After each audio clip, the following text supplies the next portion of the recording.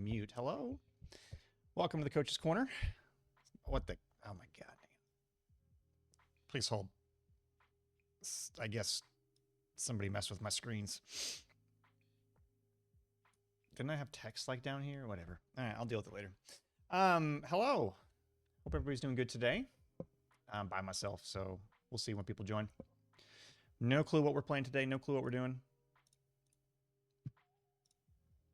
It has been busy. Very, very busy.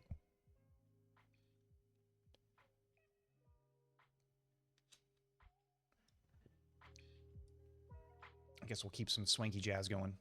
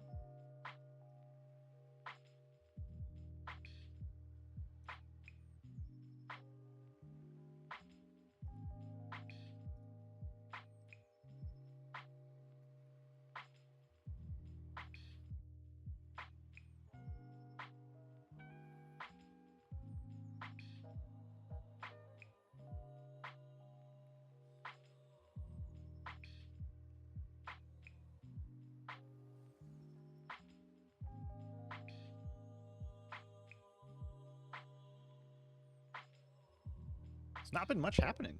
It's been quiet. Usually I have people on by now. So I was just delaying. Giving people time to join. No reason to talk into a vacuum. Right? But people do that. People do that a lot. Like, a lot.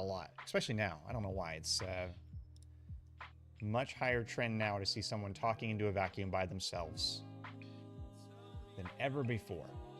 I'm just working. Until people join, I'm just going to work. Just do my other stuff. I've got so many other bazillion things to do that I'm just working. No, now is it's really good. It's really busy right now. Lots of stuff going on. Today's biggest focus has been registering all the teams, getting everybody set up for the season. It's been the biggest thing lately. Nope, I am working on a reimbursement, which is an annoying process. Yep, okay, great. I hope in whatever job that you do that you don't have to deal with reimbursement stuff. I think most of the times I've had to, though, honestly. Of all the jobs I've had, most of them have all been a reimbursement process. Like you have to pay for it yourself and then you submit a thing to get reimbursed later. Doesn't sound that bad, but then it ends up being annoying. Definitely annoying. So first step, get the receipt. Second step is upload receipt. Done. Third step is find the reimbursement form. So you're walking through this with me. This is, except you're not seeing what I'm seeing. I can't show this to you. You're like, let me see. No. Can't do it.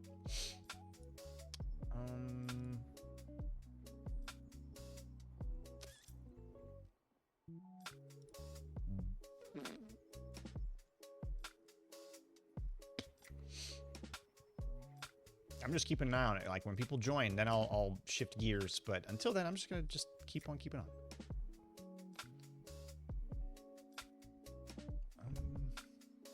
I think I put it in this folder. Yeah. Foundation. There it is. There we go.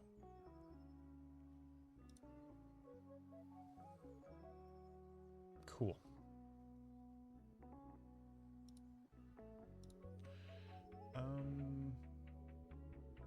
I have to do this part later. Well, then I guess we'll just play. We'll just play something.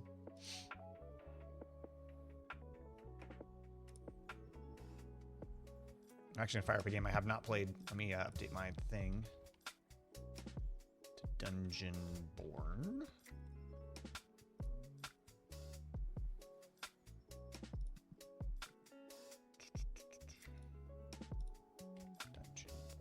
There it is. Done. Nice.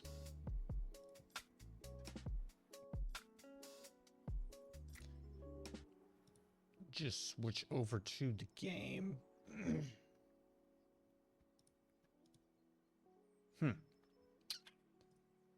Well, finally, y'all are late today, and here I am all by my lonesome. You guys are making me sad there for a second, but now I got people. There's people on now. I can at least see 2. How are y'all doing? Can at least see 2 people.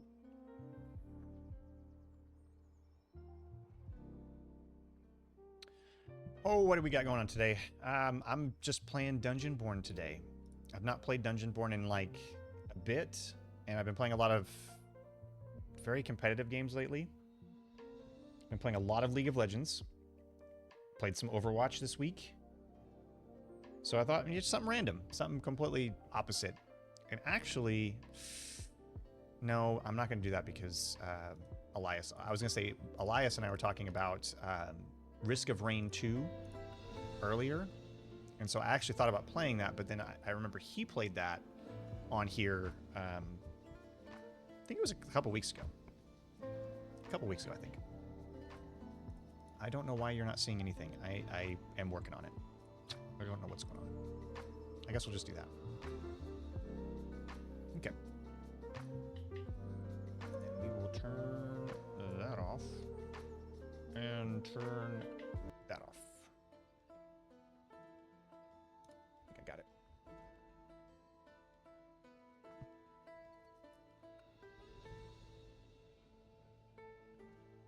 Oof, I gotta change where this is. There we go. I gotta change where my face is at. Oh, Dungeonborn. I like this game. I've not played it, actually. Like, I haven't played it in probably almost a month now.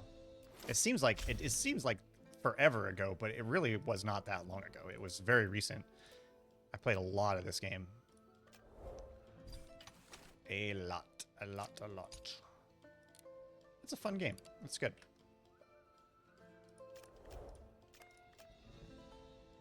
I forgot what I'm supposed to be doing. I need my stash. Where's my stash? There it is. I need some potions.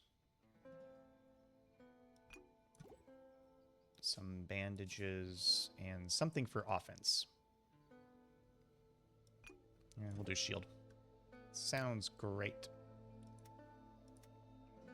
Ooh. I didn't know I had that. Yeah, we're doing that one.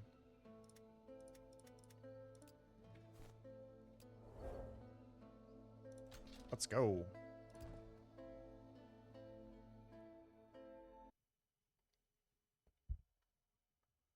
It's been a busy week. Got some cool news, cool things happening. Definitely had a good week. So Tuesday, last Coach's Corner, we talked. The big thing that was happening was us hosting Southeastern, which we did, and that went really well. I think I'm gonna turn this down just a little bit. Okay. Yeah, we hosted Southeastern. And Watch, you were there. You came and hung out the whole time. Actually, like, she was there the whole time. It was great. We had a really good time. It was a really good experience. Did we win? That's always like, how do we do? Did we win? No, we didn't win. Like, not at all. And I say that in my mind. Ooh, that's so dark. Can't see anything. It is as bright as it will go. Eek. Can you see that? Yeah, I guess it's better on. I guess it's better on your end. Yeah, so I know Pirate was there for sure the whole time. Had a really good time. It's a lot of fun. And no, we did not win. So it's like, imagine if ECU's football team played OU. That's kind of the like the playing field difference between the two schools. Southeastern has definitely been at it a lot longer, and I say that like they've been at it for a year, actually a year and a half longer than we have. So it's not like they'd been at it that much longer, but it makes a big difference. Like honestly, when you think about a team and getting a team going and all that, like what that takes, like a year makes a significant difference than over not.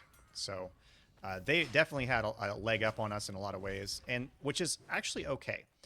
When I met with one of the captains today, we were talking about, just how it went and all that. And I talked about how it was, the competition was really steep and all that. And he said something really true. He goes, it's okay to go out and get beat really bad one time.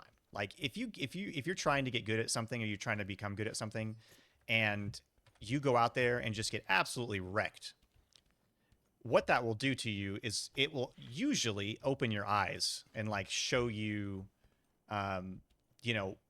where you're at in the grand scheme of things. So it could be a really good thing, like for that to happen.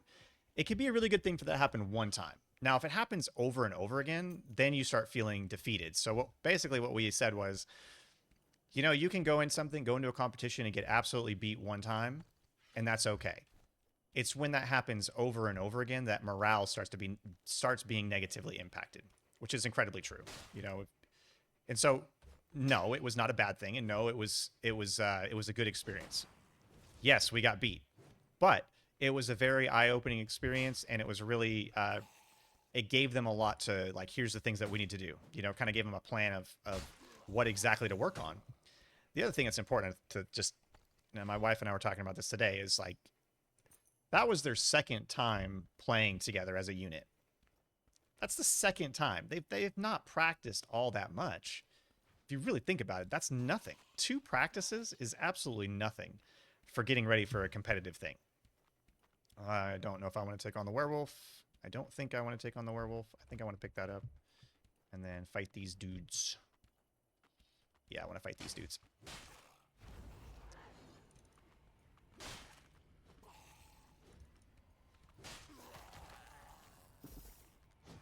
Oh, and I just missed that. Oh, God. Oh, God, I'm bandaging. I don't know if I'm going to make it. Ooh, I missed. I dodged it. I ducked. I hate these things so much. Oh, my God. There's going to be a compilation of me just missing these bugs at some point, of just, like, constantly fighting the dang bugs. I hate them. And the bats, too. They're a little bit easier to see. The dang bugs. What? I hate it. I hate it so much. The dang bugs. Okay, well, I guess we will fight the werewolf. Why not? Not played this in about a month, so we'll fight it. Let's do it. Let's see what happens. We're gonna hope for the best.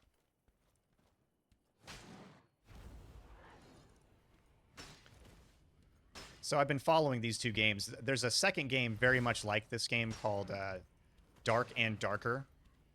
And I've been following both of them because... Oof, that was close. I've been following both of them mainly because they're so similar. It's kind of weird. Very different games. Oof, that was also very close. I'm just somehow making it out of here, all right, I guess. Oh, this is where I get absolutely demolished. Yeah, I've been kind of following both the developments to see kind of what's going on with them. And they've been both kind of slow lately. I've not... I was kind of expecting them to be trying to compete with each other and release a bunch of content really fast, but that has not happened. It's actually been kind of slow on both sides, which is a little surprising.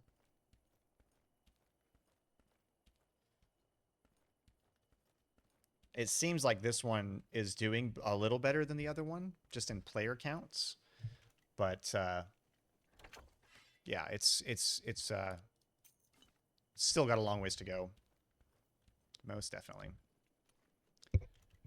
Oh, and I agree so much with that statement, Gracie. Like, if a month was August, then it would be. It's like a year. It feels like August is an entire year, just in itself. And I think it's probably it's just education in general. Whatever whatever the first month is for school is the most atrocious for the entire year. And that's kind of what I was talking with somebody yesterday. I said, you know, I know that after all the teams start playing, after everything starts going, then it will become a lot more. It will lighten up quite a bit for me, and it will become much more fun. Right now, it's not that fun because there's a lot of paperwork and chasing students down, and getting plans. A big part of what I'm responsible for doing is making sure that our program is financially secure. So a lot of my time goes to trying to find money, trying to find ways for us to get some revenue. Oh God, are we going to fight? I don't want to fight you. I really don't want to fight right now. But I will if I have to. You bet. Oh man, how rude. Listen, I was the one who did not attack you. You attacked me first, dude.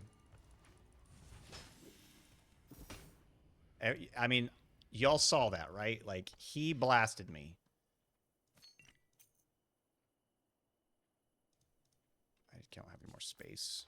I need to drop some crap. Although I probably could have not attacked him. It looked like he was backing up, but at that point I was already ready. It's like once you get going, it's very difficult to stop.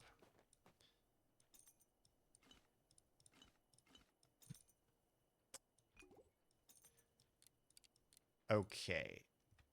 Let me see what else he had. Oh, I want those potions. I think it's funny how everything stacks like that. That's pretty funny. I always find enjoyment in game mechanics and like how things look and like when you look at a game and you look at the way that it's developed and designed, you get an insight. What is that? You get an insight into that person. There was I'll try to think of the name of the game.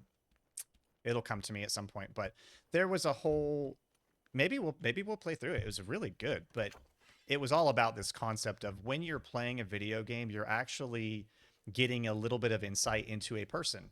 It's kind of like when you read a book. When you read a book, you're actually reading that person's story. And a lot of times authors will use things from their real life to, create stories in their, fictional world. The same is true for video games. So it's always interesting to me seeing level design and like different elements of things. What the heck? Because you're almost getting a little bit of insight into that person, especially when you look at a decision. So the developer had to make a decision, and then it kind of gives you a little bit of insight as to what they're thinking or their personality based on that decision. So, for instance, this game, when you die, you lose everything. So there had to be a decision to make that like a thing. So it kind of gives you a little bit of insight that these guys, whoever made this game, are clearly incredibly competitive, but they also want consequences, like real world consequences in their game. Why would they want that? Why would someone that's making something for entertainment want real world like consequences? It's just interesting to think about. Why would they want that? Most people play video games to have fun. They're not playing them to have consequences, but consequences do something. Consequences do something. That's like the most profound statement I will ever say in my life. Consequences do something when they are effectively set up and effectively followed up on. There you go. That's something profound out of that. Took that chicken soup and turned it into chicken something kind of else. Consequences. Yeah, so you think about like punishing children. There's a right way to do that and there's a wrong way to do that. Consequences. So this developer, for some reason, decided to do that. Decided to put a consequence in their game, and some developers don't. So it kind of gives you just a little bit of lens into that person's life, that they are either okay with consequences or they enjoy that risk of having something bad happen to them. So I would definitely say this would not be a game for someone who's not into that. It's just kind of a cool thing. There's also a lot of stuff in like level design. I get more into it when it comes to like really good level design. And my wife would be the one to really know. She sees this happen sometimes. I'll be playing a game and I'll just stop and just like be looking around and just admiring, what they made, because someone had to make that. Someone had to sit there and craft. Like someone had to sit here. Like I walked in this room and I immediately see this ladder. Okay, so someone had to put that there, but it's out of sight. You don't see it unless you look up. So that means there has to be a way to get to that. So now I'm gonna try to figure that out. This is not part of the game. This is just a nice creative part of level design that someone included. And so we just figured that out. So now we're up here on this top part, and this is now a total different area. And I can see exactly why they probably put this here was for a rogue, someone who's playing a stealthy character. They put that in here just for them. That's creative level design. Oh, I did it. Nice. Creative level design. Oh, man, I'm not even paying attention to the time. 3 minutes. Okay, we're okay. We're doing just fine. Oh, yeah. This game, yeah. Yes, I would definitely agree with that sentiment. Ultima Online mixed with a little bit of Skyrim. It is really, really difficult. There's a game type now that's becoming very popular called looter shooters, or dungeon crawling looting games. Borderlands is the one that like really started this. Not really, but they're the ones that everyone thinks of when you think of like a looting, quote, looting game. And that's just any type of game where there's a lot of looting, where you're picking stuff up and managing an inventory, all that good stuff. So that's also, if you took Ultima, if you took Skyrim, you added Dark Souls, and then you somehow mushed that with a looter game, that's what this is. And it's actually really fun. You can play this with multiple people. So if you're looking for something that's challenging for you and your friends to play, this is a great one. You can go up to parties of 3, and there are different classes. So every class has benefits, and they're good at certain things. I'm playing a Death Knight. I love it because you're actually a skeleton, which is really cool. Again, that's a decision, right? They decided to take and make an actual skeleton character. It's really interesting. A lot of developers do not do that. They don't allow you to be a skeleton. Why that is an excellent question, and I think we can probably analyze their psychology a bit if we think about that. But it's pretty rare for you to be able to play an undead character in a game. It's pretty interesting. I remember when World of Warcraft came out and they had to where you could be the undead. Everyone was like, oh my God, that's amazing. But it was because of that reason. Like, you just don't often get that opportunity, or I say opportunity, but it just doesn't happen that much in gaming. Which makes sense because, I don't really know any book series that the main character is like a dead person. I don't know many. I don't know many of those. Yeah, this is a great one for friends, having fun with your friends. It's difficult. It's really challenging. There's a steep learning curve to it, so it's definitely it takes a second to get used to. As you're saying, there's a whole inventory management, and I'm getting gear. If I die, then I would have not made it back with any of this stuff. I would have had to start over again. So it's fun. It's a good one. Highly recommend it, and it's free. I don't know if I said that. It's free. This is a free game. And there you go. There's another one, right? Just in simple design. This game is free, a lot to unlock, but you have to unlock it. The other game is also free, except it has a huge paywall behind it. So you have to make a payment to unlock everything, basically. And so that's a difference in thought process and personality. And I end up personally putting more money into games like this that are a good product that is free. I will end up putting more money into it than I usually will the ones that you have to pay for. Just because I respect it.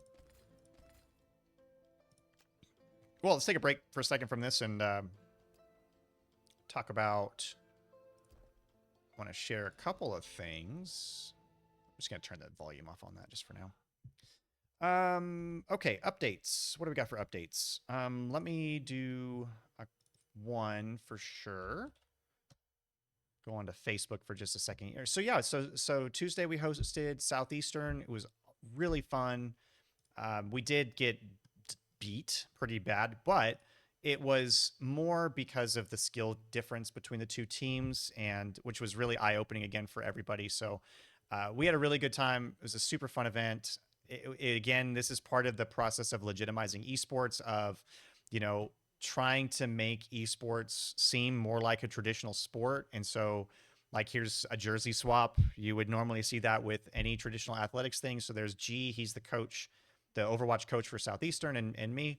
So we're trying to do things that should feel and look more normal. So, like, if someone who knows nothing about esports but is very wrapped up in traditional athletics were to look at this, they would say, "Oh yeah, I'm familiar with that process. Like, I know what that means." So we are trying to tactfully, and I say we because all of the Great American Conference schools, this is Southeastern and ECU, we are trying our best to find ways to make this as relatable as possible to everybody. So we went out to eat as a group. So before the game, the whole team, the whole varsity team, we went out to have pizza, and so we had a good team bonding time, just hanging out. And then yeah, so then we played. We actually did 5 rounds total, and in those 5 rounds, we played I think every game mode available. And the last round was actually the coaches round, and that's when I jumped in, and so did G. Like, we played, and it was quite a bit of fun. It was really funny. Like, made some major mistakes, you know. Like, it was great. It was really good. Yeah, and so yeah, here's me and G playing. Yeah, good stuff. It was a great experience. And this is our what we call the jailbird shot. We very happy. Okay, so a couple things on jerseys. I'm just, you're hearing this first. I have to make an announcement for it just so all the teams are clear on it too. But we're in a weird place right now because these jerseys that you see, the ones that these nice orange and black ones that we have, these are edition 1 jerseys, I guess. Now, we just signed a new contract with a Bravado Wireless. Okay, so this is our second corporate sponsor. I went to McDonald's Gaming and I said, "Hey, you know, we're doing edition 2 on the jersey. Do you want to put your logo on our jersey? And if so, here's how much it's going to cost." They didn't want to do it. I think they did, but it just hasn't happened. Whereas another company just sweeped in and they said this is what we want to do. So we have a new edition of a jersey being designed right now. And that new edition of a jersey will have the sponsor Bravado Wireless on it. So if you are on the teams and you're like, "Where's my jersey?" It's just because we're in a weird place right now trying to design the new one while balancing the stock that we currently have. Because I'm not going to buy any more of these jerseys. Like, there's no reason to buy any more of them. We're going to move on to the next one. So that's kind of the reason why. So if you're curious as to why you haven't got one, that's the reason why. I do have jerseys. I have some of them, but I don't have enough for everybody, and so I'm trying to figure out the best way to distribute that. But yeah, so that's kind of the phase that we're currently in for jerseys. But yeah, Southeastern was great. Huge shout out to them. They had an awesome group of people come. They had an awesome guy, Garrett, came. He actually has a company. I'm going to give him a shout out because a lot of these photos are his. Like, they're photos that he came and took for us while he was there. And he did an excellent job of capturing all of this. So huge shout out to him. I will actually put, where's my Discord go? Hang on, I gotta get my Discord. It done disappeared. Done disappeared. I'll put his company's link in the Discord chat or actually in the Twitch chat so you guys can check it out. But awesome job, Garrett. So Garrett took some of these photos. Kinley took some of these. Our own Kinley took some of these photos too, and he did an awesome job of coming in and doing that. So not only were they there playing us, it was also a really good opportunity for us to see, you know, how their marketing handled things, what kind of things they were looking for, what kind of pictures they took, you know, what questions they were asking. So it was also good from that perspective, not just from the gameplay. But then when it came to the actual gameplay part, we definitely had a lot to do, a lot of improvements. But that's the beauty of working and playing with these groups like this and doing, you know, having a competition. And I'm just pulling up this gallery so you guys can take a look. I'll just kind of flip through it as I'm talking. But yeah, it's kind of neat seeing how they do things. And from the gameplay perspective, the Southeastern guys were super nice. They were very willing and they wanted to share, you know, feedback and tips and things that they saw. And, you know, they wanted to give us that. They actively came and said, "Hey, who was playing Junkrat? hey, here's something you can try. Who was playing this character? Like, it was a very active process in that, so much so that the players wanted to keep talking, like they like they wanted to keep hanging out and getting good feedback. So it was good also from that perspective, because there's clearly a big skill gap, and they were very willing to offer some advice to help us get there faster. And so that again speaks volumes to the work we're doing, and what as a whole group within our esports area, within the collegiate esports for Oklahoma, we are trying to help each other and work together, and it's evident in things like that, and then like this, like, we want this to happen. This is a good thing. It's a really fun thing. They got to come to a new campus and see something that they hadn't seen before. So it was just overall a good thing, and so we were happy to help them, and happy to have them guinea pig our new lab, because they're in a new lab for us. So they didn't know it, but they were the first ones to ever use those computers, and they didn't complain about it. So I guess they went fine. So there you go. I'm just flipping through these. Yeah, his photographer Garrett, he was amazing. Like his ability to capture the lighting was probably my favorite. Like, he was really into trying to get the lighting right for all of these things. So it was really fun to watch him work and do the thing. Yep. Let me go over to the ECU side. I don't think there was much else we could do here. Some of these you've already seen, just because they were on Facebook, but I'll just kind of just let you see them as a gallery, I guess. But yeah, that's kind of the process for it. And it was really fun, really good experience. We will travel to Southeastern probably after fall break, I'd imagine, and they will come back here. So in the spring, we're competing in Overwatch nationally right now. We will not be competing regionally in Overwatch this semester. We will compete in Overwatch in the spring as part of the Great American Conference. So in the spring, the match against Southeastern will count towards whoever wins that championship. So we have basically this season to kind of get up to speed. And then we will take them on next semester. And that's where we will travel there. We will play them in person. They will come to us and play us in person again. And so it'll be a really good thing for us. And Southeastern is our rival. That is our school's rival. So it's neat that we can also help kind of create some buzz and some traffic around that. And it's a good thing. It's a good thing for sure. Awesome. Yes. Are we keeping the stripe?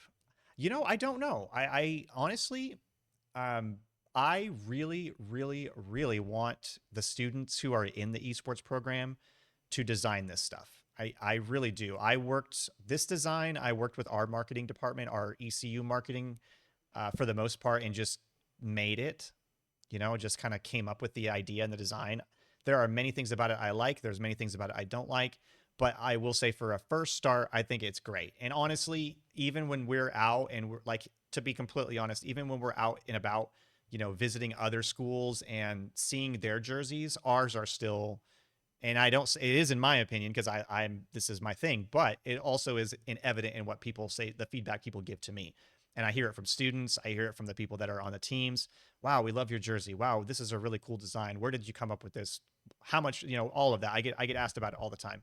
So we are doing good with that. But I really want the students to be involved in that. And so right now I have you can see Kinley right here. She is our media manager. Like, that's her role, is to help make sure that all the things that we are coming out with, all the content, all of the media that we're putting out there is good and it's consistent.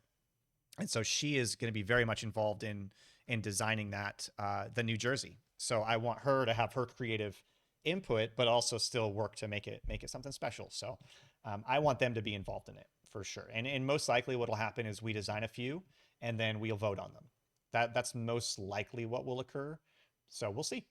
We shall see. And it might be. Maybe it is a variation on the current design that we have with the stripes going across, and do some changes to the front, and Bravado Wireless on there. I don't know. Maybe it is that. We'll see. But yeah, that was Tuesday. It's a great job. Super fun experience for that. Awesome. Who else is hanging out? Definitely see Destiny, I see Nwatch. Just you guys right now. It's all good. Hope you're. I know. Endwatch, you use this for some like midday work entertainment, I guess, to pass the time. It's great. It's good. It's good. It's good. Oh, there was a. I guess I could share this one news piece. It's Cloud9. So this is esport news. I said I would talk about esport news at times. Um, there is a very major esport player. Okay, this guy.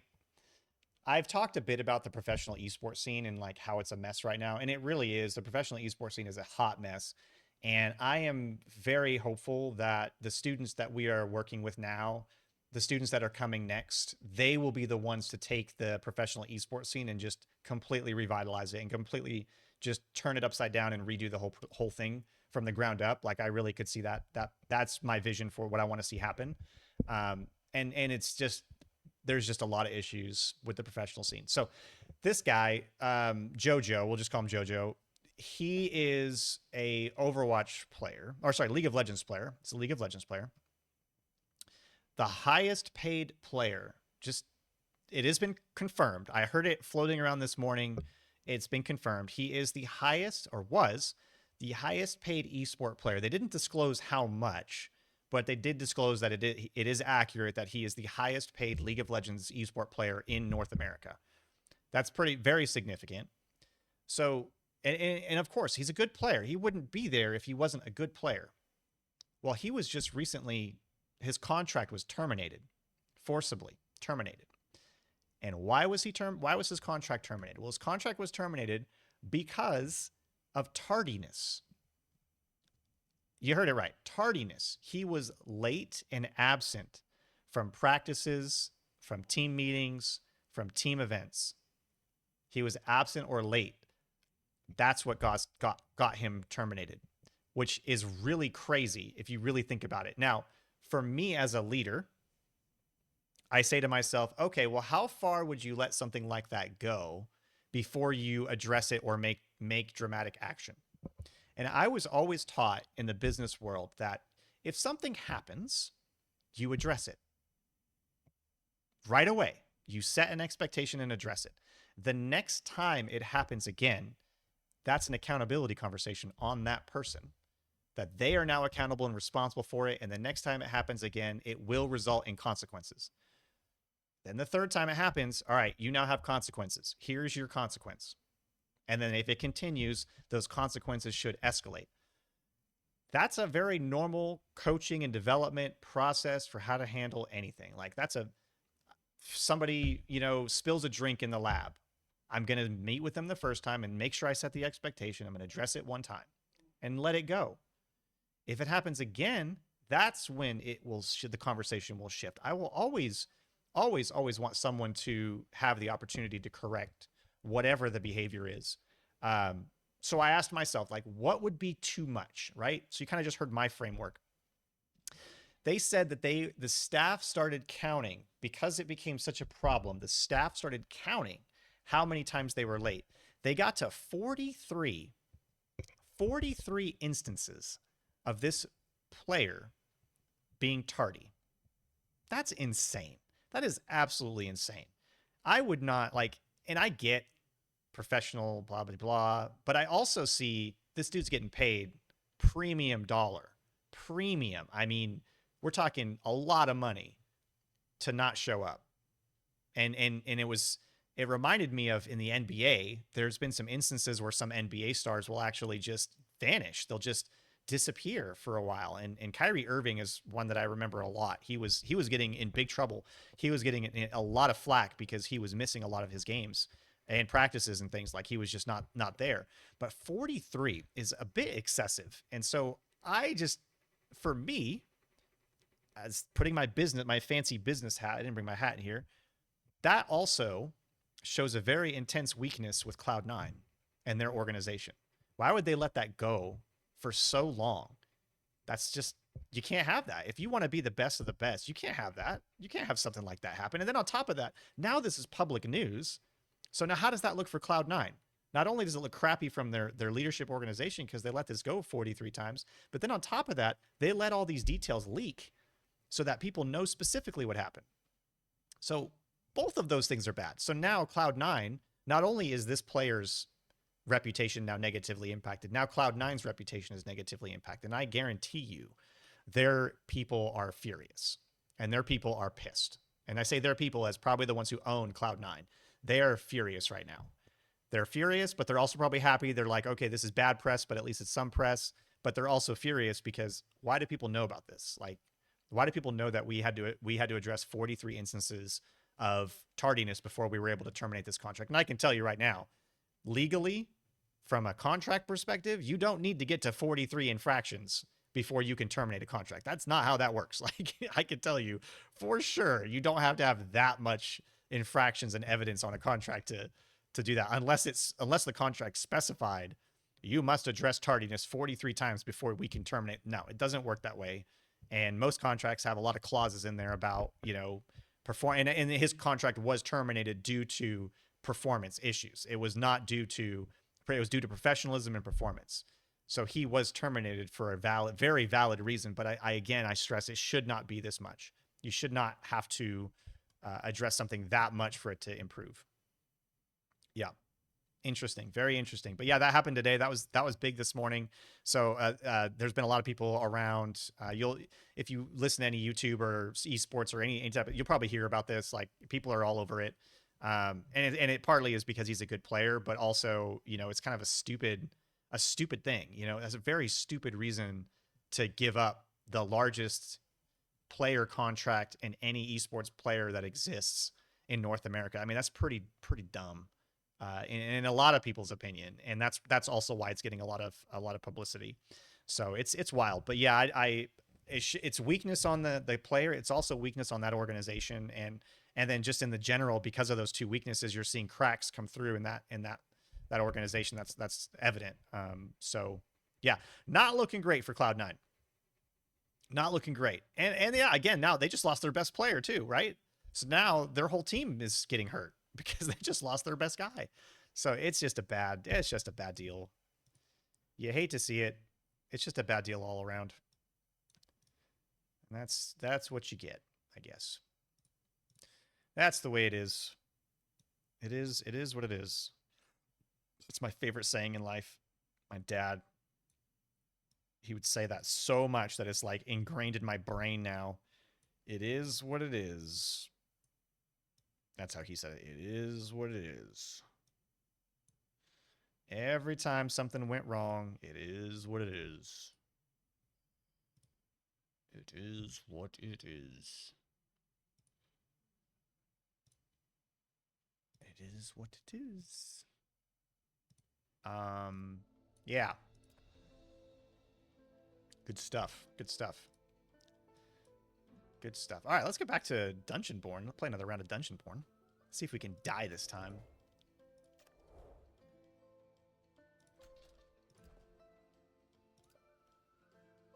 Yeah, highly recommend. Yeah, you get this game. This game is great. It's a lot of fun. It's really hard, really, really tough. Especially like if you're playing with your friends, I would suggest playing by yourself a little bit first, just because when you start playing with like parties of people, it gets a little challenging because people are really, really into it and they get strategies and all kinds of crap.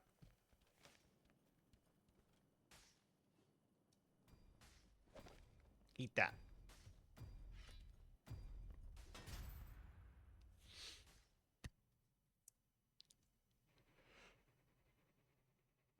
Oh boy, we got Overwatch practice today at 3. So Overwatch team, I see them starting to pop in here. That's one of the things I'm looking forward to is the practice. I love that. I was actually kind of sad I didn't get to come last night. League of Legends practice last night, and I was at home. I was so torn. I really wanted to come, but I was just so dang tired. I needed to rest, and so I did. I rested. But I was messaging Brecken, the captain, the whole messaging him, checking in. I was watching Discord, like I was still doing the thing. It's like I wasn't really that resting. I should have just, but at least I was at home in my chair, I guess. Is that another? Yeah, that's another werewolf. Dang it. Did not want to. did not want to fight a werewolf that soon. Especially in this close proximity.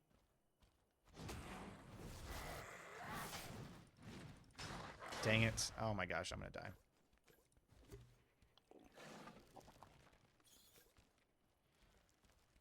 Here we go. Where is he? Oh, there he is. Oh god. Oh my, and a tree. Ooh, yep, that's a big tree. I am in trouble. Now, this is where someone should just run up to me and kill me. Oh my goodness, this is not good. I'm just fleeing. That's the current plan of action is to flee. I can hear him right behind me. What is that? Freaking deer. Oh my god. What is a moose? Why is a moose chasing me? Oh my goodness. Why? Oof. There's a dang moose. Oh my goodness. Wow, I just healed all of that health and then you just hit me one time and it took it all away. Dang. I hate that. Where'd he go? Oh my god, there you are.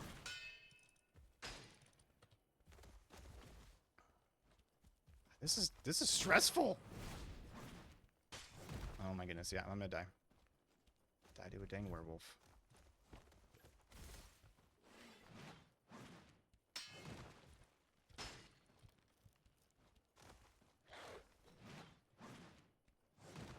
Trying not to die, guys. I'm trying my bestest. I'm using the statue and everything.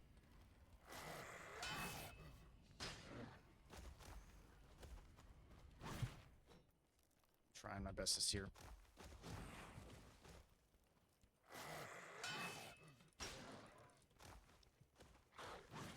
Ah, there I go. There you go.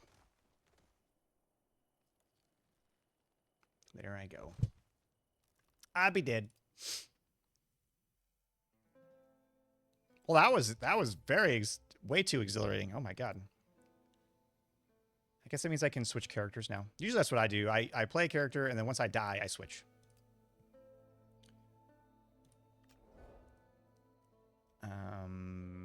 Stash. Okay, good. I have some stuff. They changed this a little bit. That's the one I want. Yeah, so you can see, you know, they have different, each class has, and they're adding more too. I've noticed they're like adding more abilities and things in here. So each class has their own set of abilities that make them each unique, but you can change between them. So, and they've said that they plan to have multiple different ability sets for each character. So that way, you know, as you go, as the game progresses, you'll get more and more stuff. Okay. I think the Druid and the Priest are my favorites. I like the Death Knight. Death Knight's pretty fun.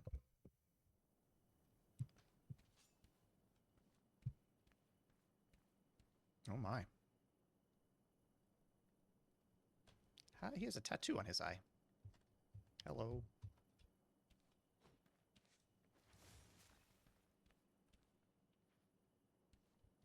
Mm-hmm. Let's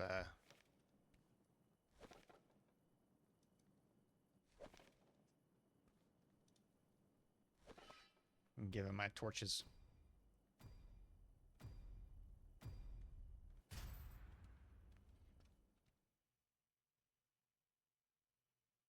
And yeah, this game just came out, so starting it now is it's good. It's good good time. It's a good time to join it.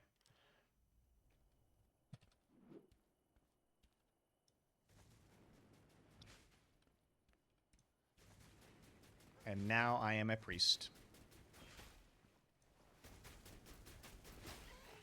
Priest is great just because they are the only class that has a shield. And shields in this game are... Oh my god, why? Why? I don't want to fight you. Oh my goodness. The priest is the only class that has a shield. And the shield is incredibly strong.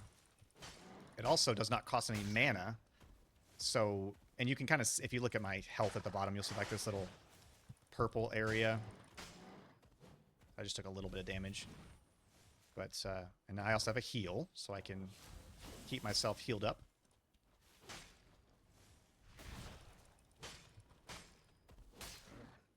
And the shield takes damage. So one good strategy is if you have a magic shield, use your actual shield. That way you reduce how much damage your shield takes. And the heal does area effect damage and heal, so it's like a 2-in-1. Shield on, drop some healing. Fight the werewolf. Oh no. It's a ghost.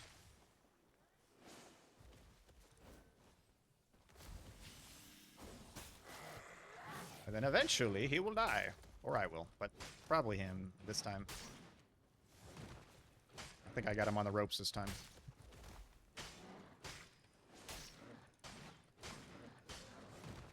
It just seems like sometimes, too, I get in a groove where I can just... I just know what they're going to do next. I don't know why. And then I get, you know, kill him. Oh, he's frozen. There he goes. Where's this ghost? This freaking ghost has been fighting me this whole time. They're so hard to see. Get over here. Golly. Wow, that dang ghost was just on my case. I want that potion. Whew, that was not how I was intending to start this, but okay. I guess that's fine.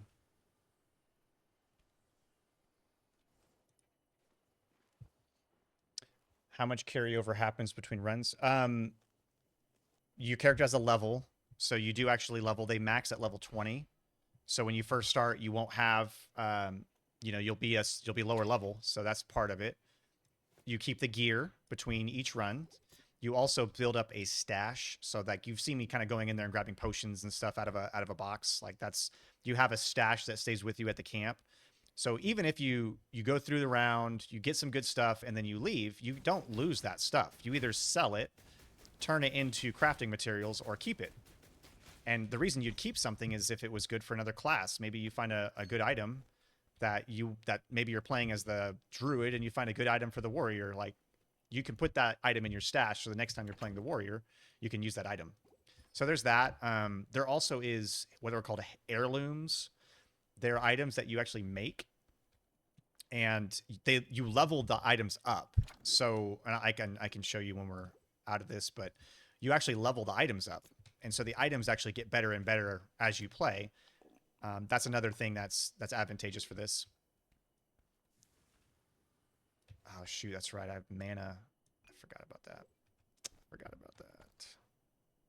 Okay, it is regenerating very slowly. Yeah, then there's that. Yeah, the heirloom items are another part of it. There is PvP, so there is a whole side of this of just getting in and fighting people. It's 3v3. So that's, you know, a whole nother side of the game. That's pretty fun. There is the point of, and that's the other thing. Like, I've not actually ever done what the point of this game is. The point of it is not to escape. The point of it is to go deeper and deeper until you defeat the boss. And so every level actually has a boss. I guess I can try to get there. I don't know if I'll be able to, but I can try. I'll try to get to it and die, I guess. But yeah, the whole purpose of this is actually to go deeper. It's not to escape. It's to actually go down and defeat the boss, because that's where the best loot is. The boss drops like legendary items that you can only get from the boss. And so people that can go through and defeat the boss will have a significant advantage. But yeah, I don't think I've watched people go down there, but I don't think I've ever done it. What are you doing? Are you going to attack me? There you are. Okay.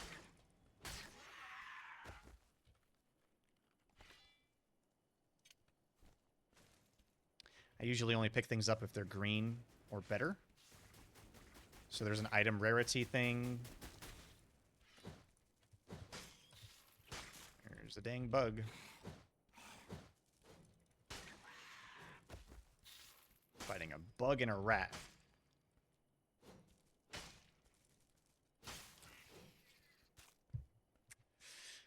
You've seen me fight some people, so there's the whole that. Like, some people just... I play this game, I guess, what I think is fun. You know, running around, killing monsters. I try not to engage people unless they engage me. But if they engage me, you bet I'm going to mess them up. But some people play this like they just go in as a rogue and they just run around killing people. They don't even mess with the monsters. They don't do anything with it. They just run around and kill people. Because that is a very valid strategy, you know? I don't like that. I think that's lame. But who am I to judge? Who am I?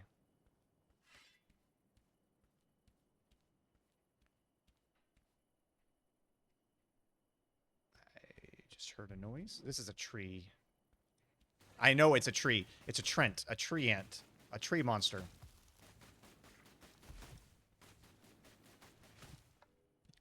It's also different every time in this game. Every time you play it, the monsters and the loot and everything changes. Like kind of like Fortnite, how that works.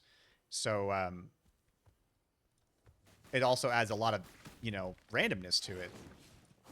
And the loot on all the chests is random too. So there is definitely randomness to it. Oof, that was close. Big old tree. And the reason I pick up the green items are better is because when you take them back, that's what you break down for materials to upgrade your heirloom items. So that's the reason I'm doing that, is so that I can upgrade my stuff.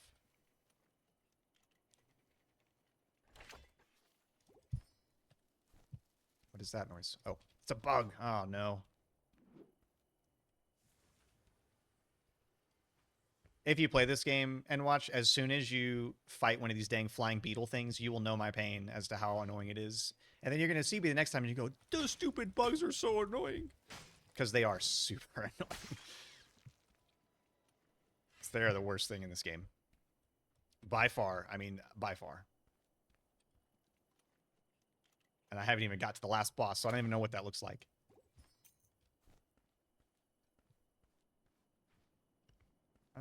I think nope, there's a chest.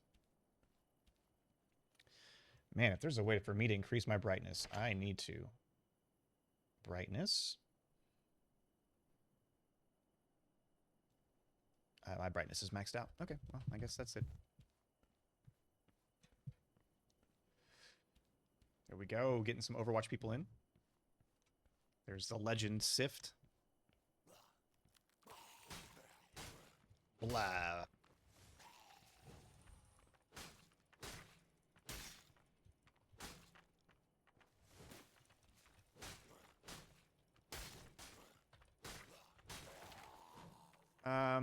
I guess one definite tip I would give you if you're going to play this for the first time, I will show you after this what classes are the best to start with. You're going to want to play all of them and just kind of see which one you like, because they all play so differently. And then I will give you some pointers on surviving this thing. Because definite tip number one that took me a second to figure out was the experience. If you die, you only get a quarter, 25% of the experience you would have gotten. So dying is incredibly bad. Like, it hurts you from an experience standpoint just as much as it hurts you from the loot.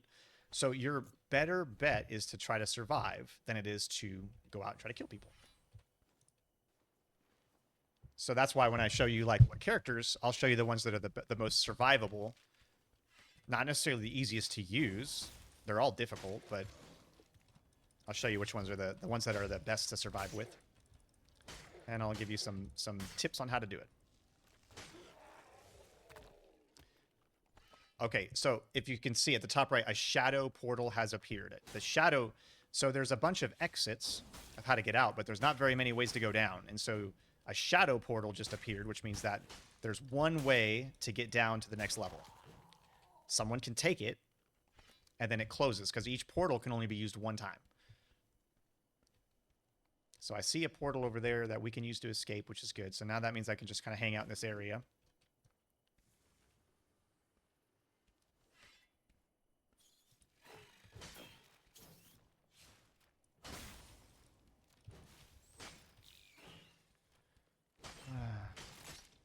Tentacles. I don't know why this game has tentacles in it. Like, I just... Those are one of the weird things that... In, like, gaming and like, anime culture... Tentacles. Why? It's just weird. It's like they're not connected to anything in this game. They're just literally coming out of the ground.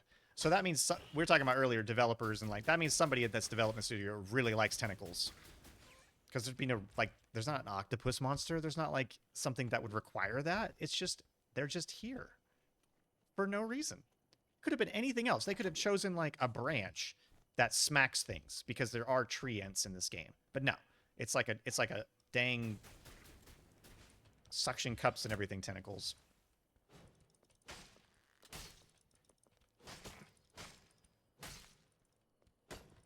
Oof. Yeah, hitboxing. If you've never heard that concept before, hitboxing, very important in this game. And what that means is that, like, the actual outline of the character matters, and the weapon has to pass through the character. So if you notice, if I hit the wall, my weapon doesn't complete its interaction, you know? So, like, you have to be mindful if you're fighting in close spaces. You don't want to use a two-handed weapon because you're going to hit the walls every single time. So even that is a part of this game that makes it very challenging. Just dealing with the space of the area.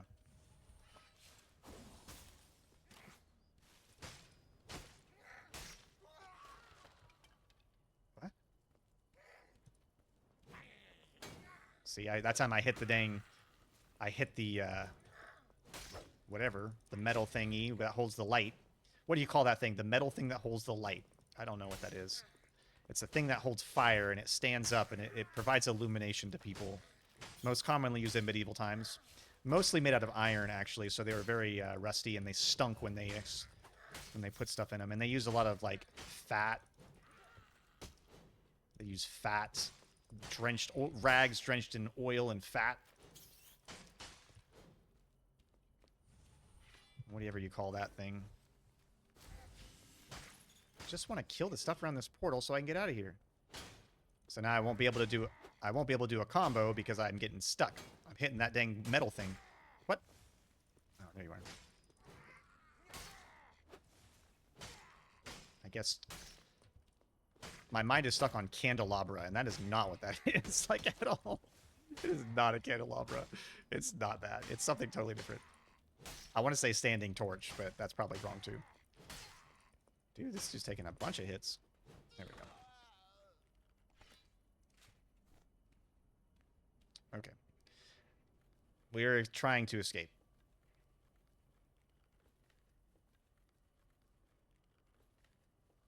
I say I'm attempting to escape because I could get ambushed. Nope, we're good. Fortune favors the bold.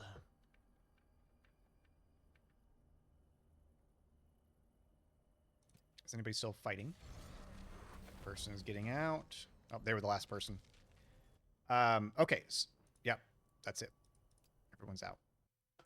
So first thing it took me a minute to figure this out.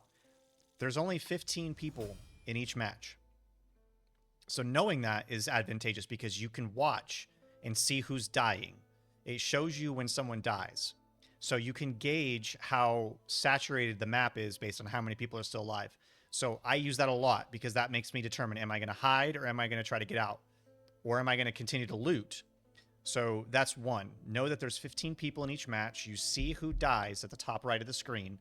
So you just kind of keep track of that. And then if you see, half of the people dead, then that means you can be fine to, like, start looting around. But if you're, like, halfway through a match and no one's died, that's not good. That means you're going to run into somebody. The characters. Let's talk about the characters. There's three races in this game.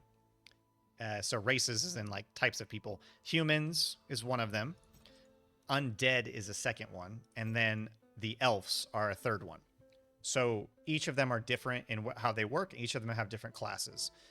I don't usually recommend the human first because they're very generic and very, like, easy, I guess. They're most balanced. Because of that, they don't have an advantage that really helps them with a particular thing. The elf is actually the one I would recommend first, and in particular the druid.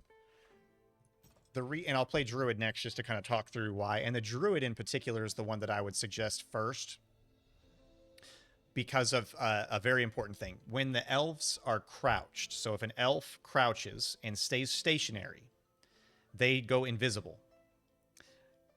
And it's one of their passive abilities. It's not something that they have to do.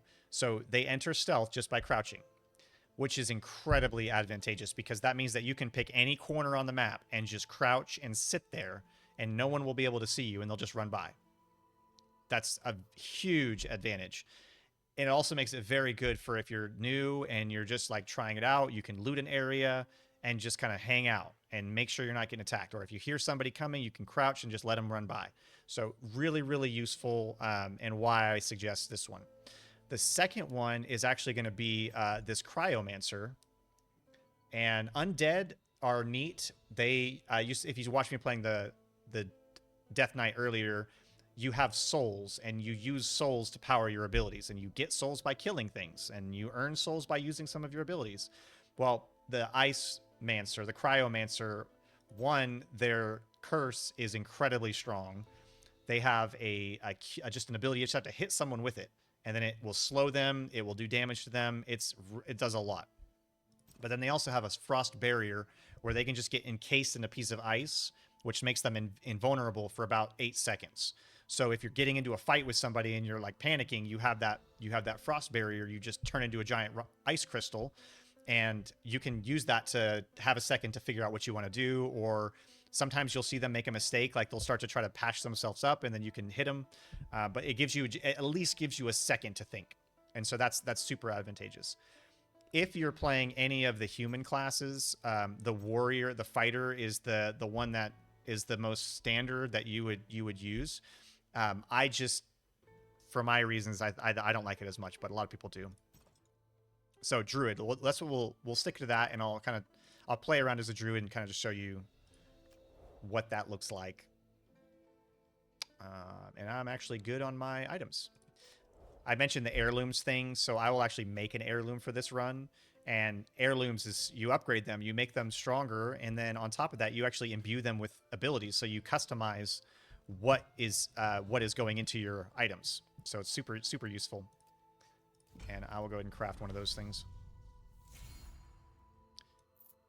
And so now I have technically a heirloom, which is a legendary necklace that's giving me a bunch of abilities. But the other thing it's giving me Midas Touch, which says I get 30 gold into my inventory after I kill something. So it also helps me. Not only is that a good item, but then it also does something advantageous for me by helping me earn more money. So they're very useful. And heirlooms, I wish I would have started with them sooner, because you don't have to have them super beefed up for them to help you. Just the basic heirlooms actually increase the amount of experience you get. So that's another pro tip. So pro tip number one, there's 15 people. Keep an eye on that, and then that way you know what to do. Number two, use heirlooms because they increase the amount of experience you gain, which will help you level up a lot faster, and they give you a lot of benefits. Talked about taking items out, focus on taking green items only. Green items are better. And I'm going to show you some just in-game tips here.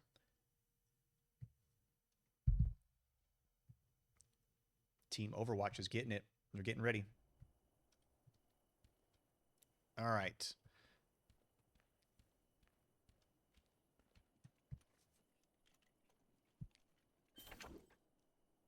Okay, Druid. What does a Druid have that's important? So, two things. The Druid can turn into a Panther. So they can transform into another creature, which is super cool as it is. But the Panther is the fastest in the game. And what I mean by fastest is they can travel across the map at incredible speeds, as long as you do it right.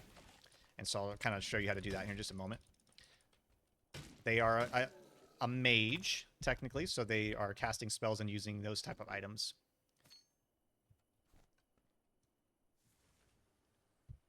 Most people, when they're first starting, just focus on the flame staff or the lightning staff. But I often, and you'll see me use this a lot. This is what the priest uses. This it's like a club. It's a mace or club of some kind, and a shield. It's incredibly useful because it slows. That you can shoot, you can hold it down and throw out ice to slow people down. So Panther form. I will just fight this dude in Panther form. Panther form is very useful. You have a really nice, it's got a good attack to it. Pretty fast attack speed for the Panther too, so use that to your advantage. Hitting from behind for sure increases your damage, so use that. Also jumping and attacking hits twice instead of once. These are all things you'll just kind of figure out. But they're pretty good. Why this is so intense is when you are using the Panther, one, the Panther runs faster than everybody else, right? Just in general. But the Panther has an ability that lets them leap. It lets them jump and leap forward really far. And so if you jump, you can actually leap really far like that. And the cooldown on it is really low. It's 6 seconds. So you can do that pretty regularly. One, it helps you get in and out of places, but it also does damage. So if you can land it on somebody, it'll actually help you do quite a bit of damage. So now I've got a bunch of people here with me, and what I'm going to do now is use her other ability, which is summon a tree. You can see how slow I'm moving now. So she can summon a tree. And it, as you can see, it sits there and wallops on people. It's like the Whomping Willow. Any Harry Potter fans out there? The Whomping Willow. Does a ton of damage, though. A lot of people that play this hate on the Druid because of just...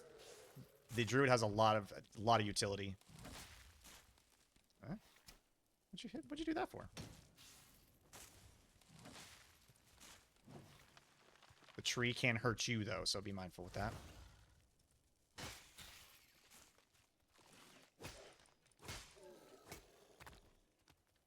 There you go. Brief intro to the Druid.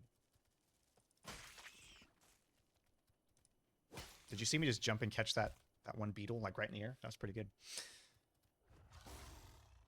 Yeah, definitely recommend the Druid. That's the one I would definitely start with. But when you start playing it, just read them all. They're very detailed on what they have, what the abilities they have, and what they do. Everybody's different, so you will find something you probably like.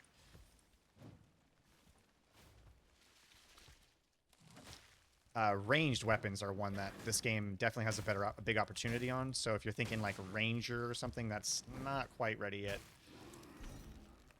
But probably will be soon. They actually got flack recently, the developers of this game in particular, because their loading screen shows things that are not in the game and are not planned. And one of them is a bow and arrow, like just a regular bow and arrow. They have a picture of an elf person using a bow and arrow, but there is no bow and arrow in this game. Like, it does not exist. So they're getting in kind of a little bit of heat, because why would they put that there if it's not supposed to be in the game? Interesting. If you do like this game, I would definitely recommend Dark and Darker as well. It's also free. To me, this game feels like playing Skyrim, whereas Dark and Darker feels like playing Oblivion. Like, it just feels very old school. And not always in a bad way. Like, that's not a horrible thing to say. It's just... It just feels clunkier and, you know, less like a modern fighting game. It feels more like Oblivion, like an old school RPG. Where Dark and Darker does a lot better is the party combat, like working together as a team. Way more important in Dark and Darker. And so much so that they have support classes. So one of the favorite classes I like in Dark and Darker is the Bard. A person, they're specifically for like team play and playing songs to get their team going and like all of that. This game does not have very many support classes at all. The Priest is really the one. And to be honest, the Druid, they just added a healing ability to the Druid for the first time. So the Druid just got the ability to heal recently. So they're trying, this game is trying to add some of that support stuff in the game, but they just didn't have it ready, I guess, or didn't do it. I don't know.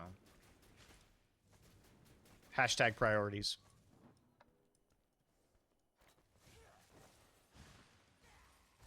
So I did the ice thing. I'm now in Panther form. You know, coming in, doing a bunch of damage. Dark and Darker has a druid. The druid in Dark and Darker can change into multiple different animals, not just one. So just, again, another... I heard something.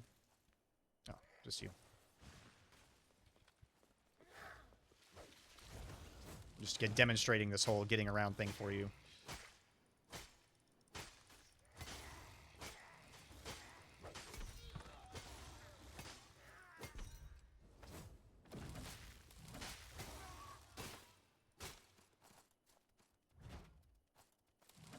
Super useful.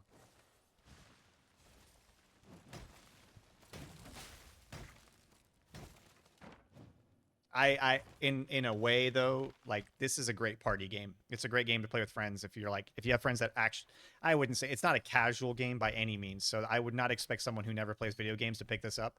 But if you have a group of friends who do play games, this would be an awesome one to play and have fun playing with somebody because it's very challenging, also very rewarding, and it's just a cool game. It's different, you know, it's different. I'm actively looking for somebody. I want to fight somebody, like a real person. That's why you see me doing this.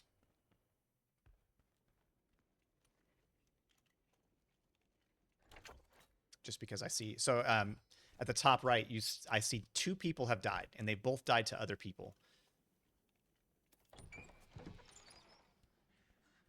Which is not great. It's not horrible, but...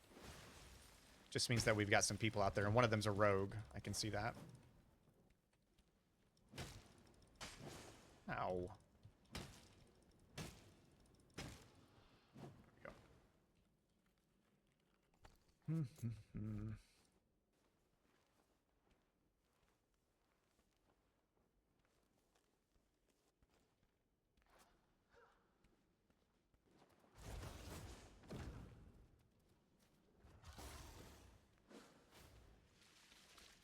Oh no.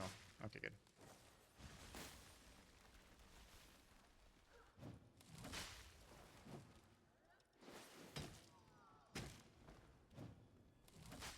You also see when people escape. So like that's you're not just keeping an eye on if people die. That's, you know, that's negative. But it also is when people escape.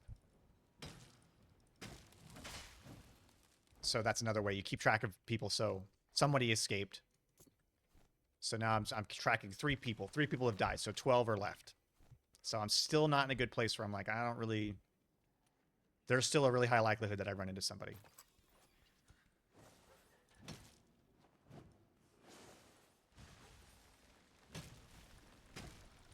And sometimes I play this like 5 rounds and I don't run into anybody. And then sometimes I get wrecked like 4 times in a row. It's totally random.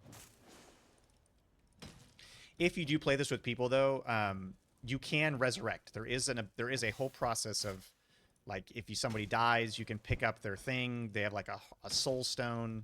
You pick it up and take it to a resurrection place. So even if you're playing with people, it's even more advantageous because, you know, you can actually resurrect them.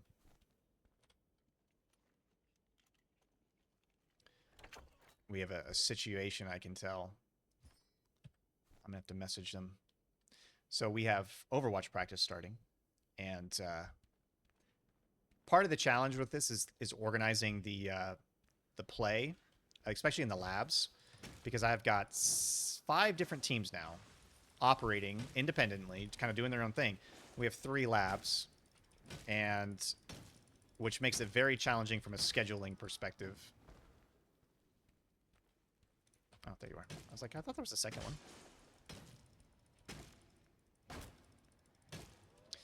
Healing. Another one in this game. Healing is way better in this game. Bunch of bugs.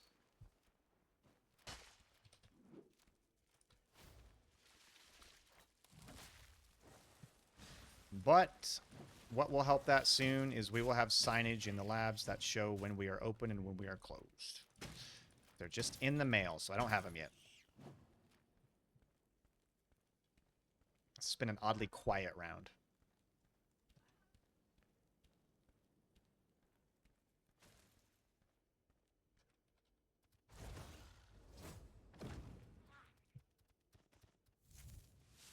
Huh?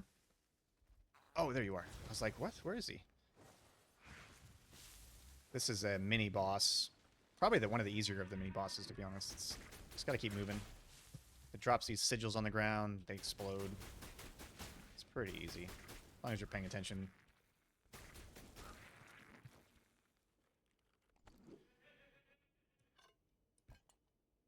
Okay.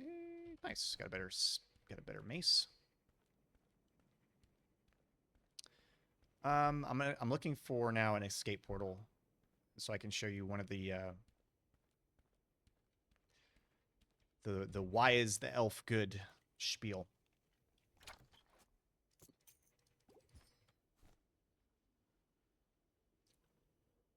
I'm listening. I'm sorry. I hear somebody.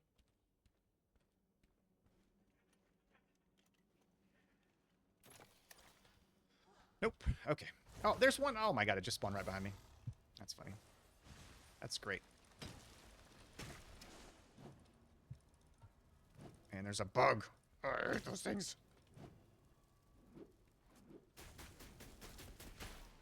Maybe we should get a t-shirt of me, like, just a picture of me trying to swat one of these bugs.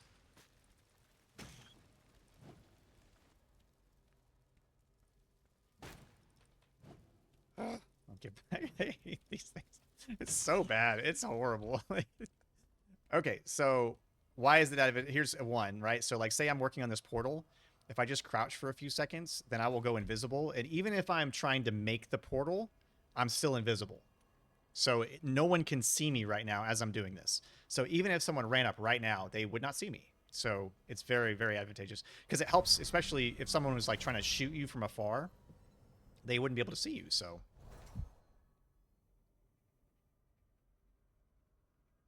There you go. I see somebody leaving.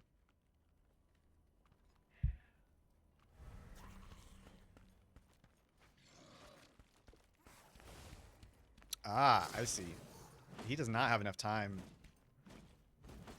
There's no way he has enough time to fight this whole thing.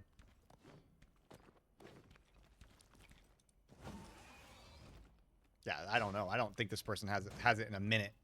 I don't think so.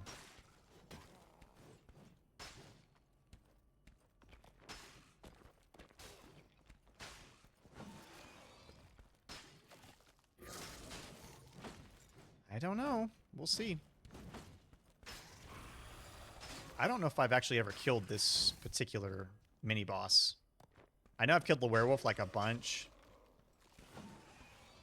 I think the last time that I last time I tried to fight that thing, it did not Oh yeah, he got it. Dang. Nice. That's impressive.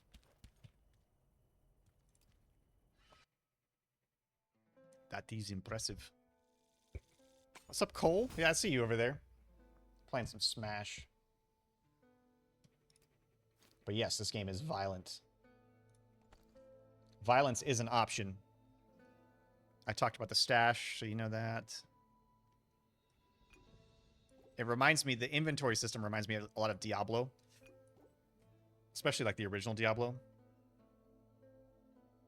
Maybe more of a Diablo 2 vibe. Now that I'm looking at it, it looks more like Diablo 2.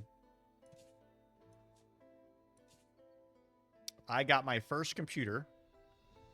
See, when did Diablo? So you talk about violence, right? Like, I was 5, I believe, when this happened. I'm just turning volume down. I guess, you know what? I could do this. This is easier. Why am I not thinking? There it goes. Okay. I was 5, I think, when Diablo, the original Diablo, released on PC. Pretty sure.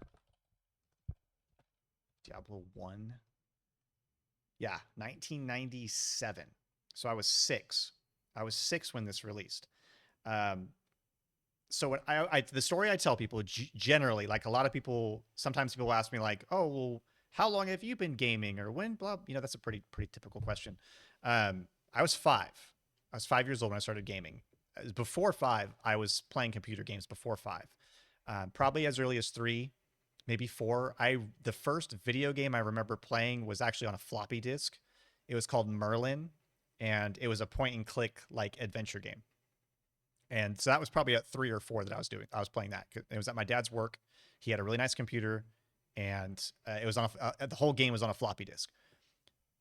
the Christmas of when I was 5, I wanted to get my own computer, and so my dad got me all of the parts. He bought all the pieces and we put it together. So instead of like, my siblings were opening like Legos, and like I was opening a processor and RAM and like like you know what I mean.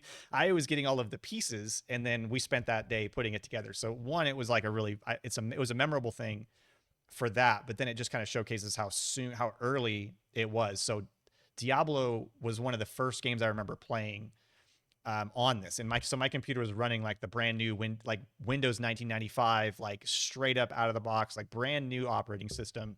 And Diablo was for sure one of the games that I played a lot. So you talk about violence.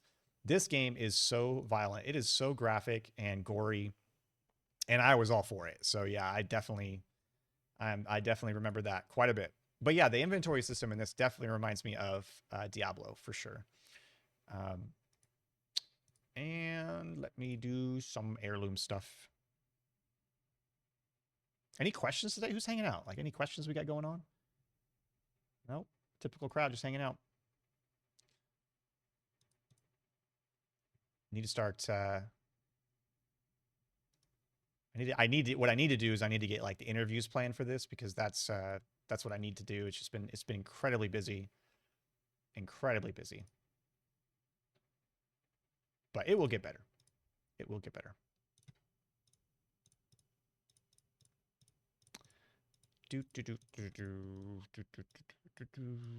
Just doing some stuff. Yep. Yeah, I really enjoyed this game. It's fun. It was bad as I haven't played it in a while. So now that I've played it, I'm like, nah, great. Now I'm back into this game.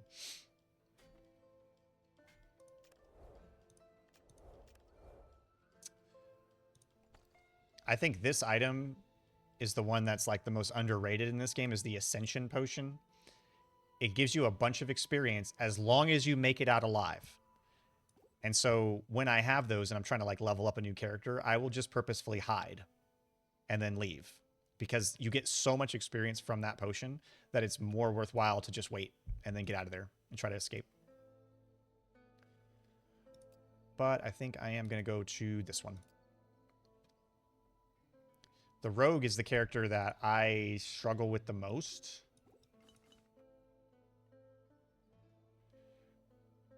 Yeah. Stealth, petrify. Yep, okay.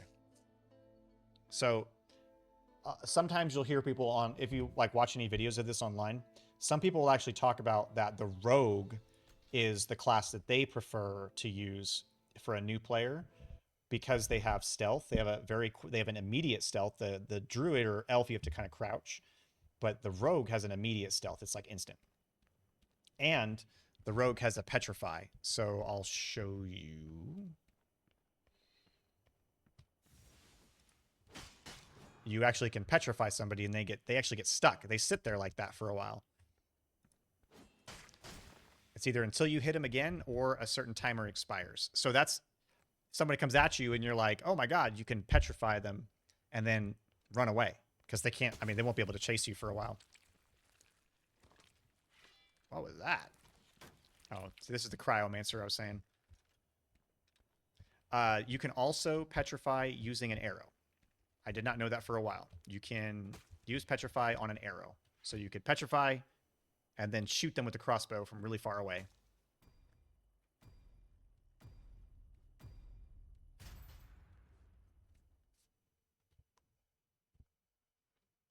I guess I haven't even checked Discord much. Not much.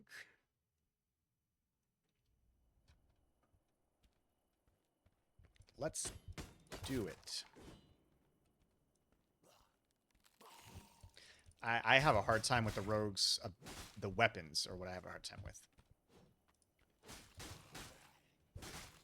Somebody was telling me to stop using the... So there's either 2 swords or a dagger. 2 swords or 2 daggers. And I like the swords because it seems like I can burst damage a lot. But the daggers, just because of that like flurry of attacks, is like really strong. The daggers close distance.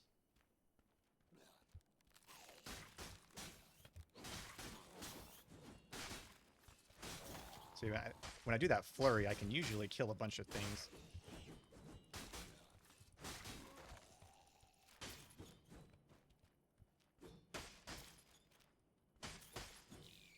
Dang. 4 people already gone. All by mobs, too. None of them killed by a person. Somebody killed by a knight, somebody killed by a werewolf, one by a skeleton archer. Dang. The NPCs are getting it today.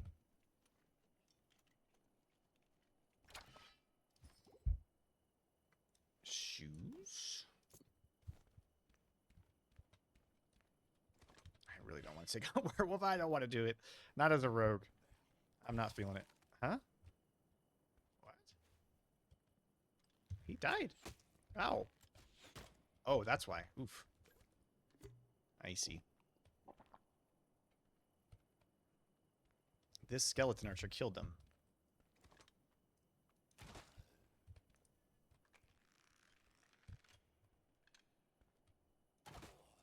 Kablooey. Sif, you're listening while practicing? Multitasking over there. Sif, you should get behind some Dungeonborn, man. You'd like this game. It's tough. Uh-oh. I need to heal. This is becoming a problem. I hear somebody fighting. So this is going to be bad real quick. I got to get out of here.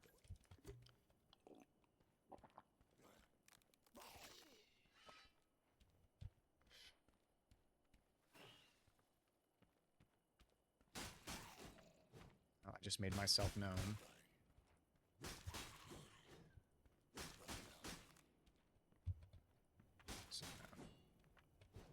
Sound is very important in this game. People utilize, you got to utilize it to see if people are coming for you or what.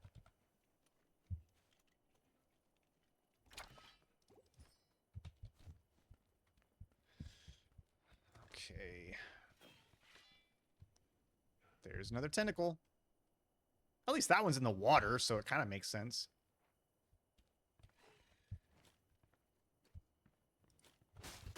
And then immediately there's one right there that's just in the ground.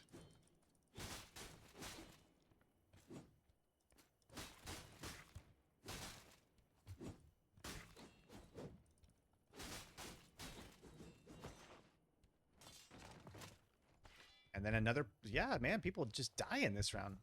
Another person died to a rat. And then another person just died to a goblin minion. What the crap?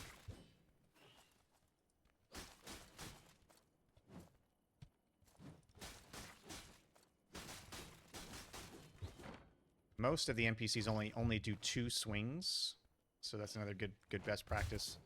They normally do 1, but they all have a 2 animation one. But they don't always utilize it. Sometimes they only swing once. Just got to kind of learn their moves.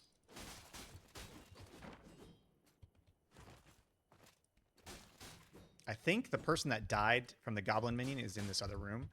I can see the blue line coming through the door. So I'm going to guess that they died, which is fine with me. It means I get a bunch of free stuff. Yep. Poor fella. He had a nice... Uh-oh. Oh.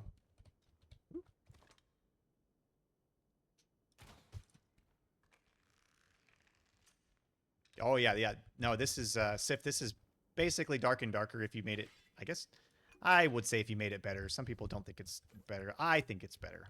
I always describe it like if you played Skyrim, this is like Skyrim, and Dark and Darker is like playing Oblivion. They're totally different games. They're both good in their own right, but this one just feels way more modern and way more, I don't know. It's better. It's a better combat experience for sure. Much better combat experience. Dark and Darker is a little stiff. It's a little stiff.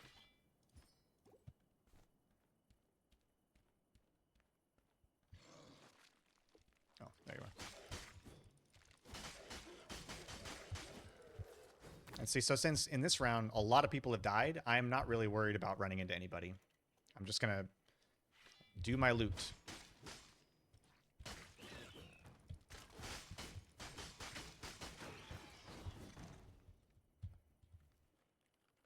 Which is totally fine with me. I am good with that.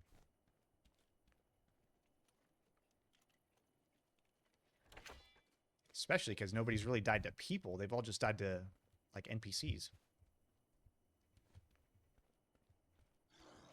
And it happens. It has a lot of... One of the... There's this... I always think about this, like, what is the lesson I learned from the game? And, like, Dark Souls... The lesson, one of the major lessons in Dark Souls is you never underestimate your opponent. Because you can get killed by, like, the most simple... You could, in a Dark Souls game, you could run into what appears to you to be the most simple of enemies, and they just wreck you. Or you become too lax, and an enemy that is normally supposed to be very easy ends up taking you out. It's just one of those unforgiving, brutal parts of Dark Souls, but this game definitely has that too. You can get killed by just about anything if you're not careful. I guess I'm gonna try to take the werewolf on. Dang, that was a ton of damage. Oh, if I survive it. Oof.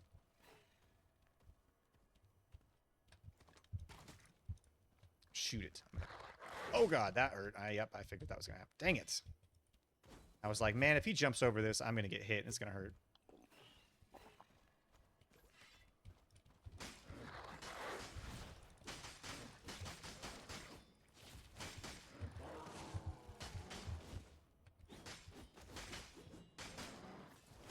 God, I've done so much damage to this thing.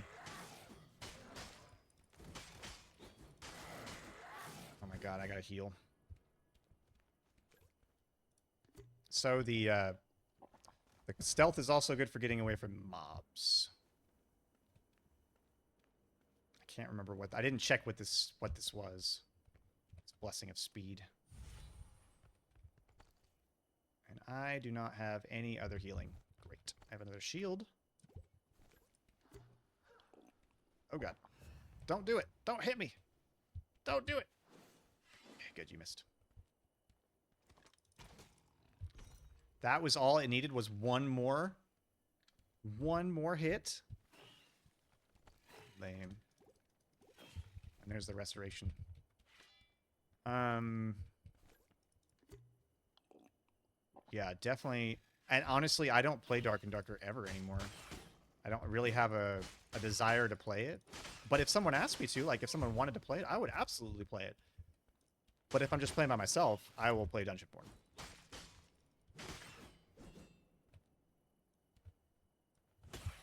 Oh, man. I guess the only last thing I would say on this game is look around, because stuff will be on the ground sometimes. Just lying around. You can find a lot of loot and a lot of stuff just lying around. So pay attention to your surroundings. Nice. Actually had a pretty good... This has been a pretty good loot run, honestly. It's been pretty good. And we got time, so it's not like I gotta get out of here.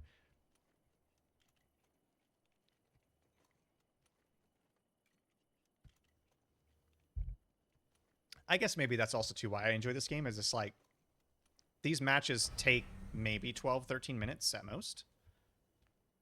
You're not locked into an hour-long match for one, and so it's quick. Not to mention if you die, not being negative, but oh yeah, I guess we could...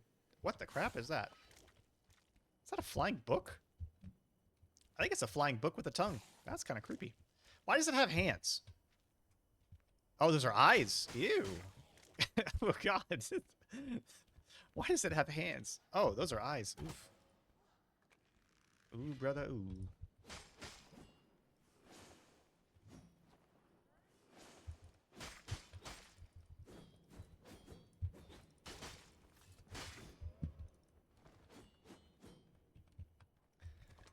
Well, you know, I normally do very poorly with the rogue, so I've been pretty happy with this performance. Just gonna let you know. Normally it's like I get wrecked. Another person died by another NPC. Man. I guess that means I'm really gonna... Oof. Just crouch below that.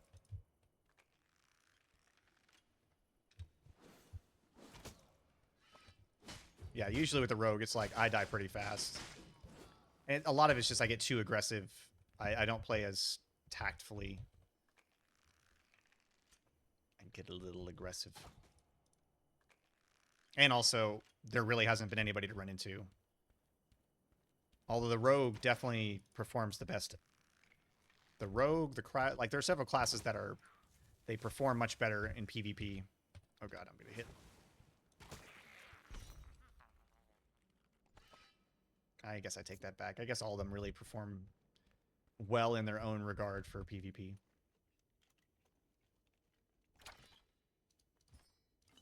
But you can imagine a rogue is going to be better off fighting another player than a priest would.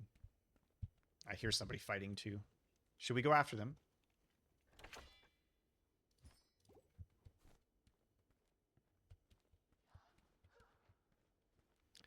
Not really sure what that means, but okay.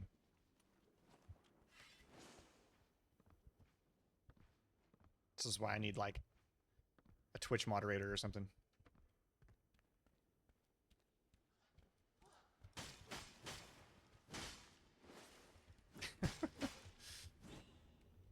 What's up? Got some new people hanging out today.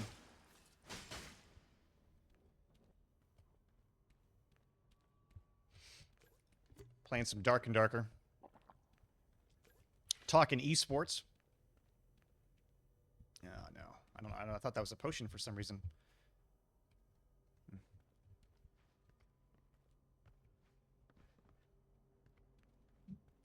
Bro, everybody sees this. They're like, "Oh, is this Dark and Darker?" No, it's Dungeonborn.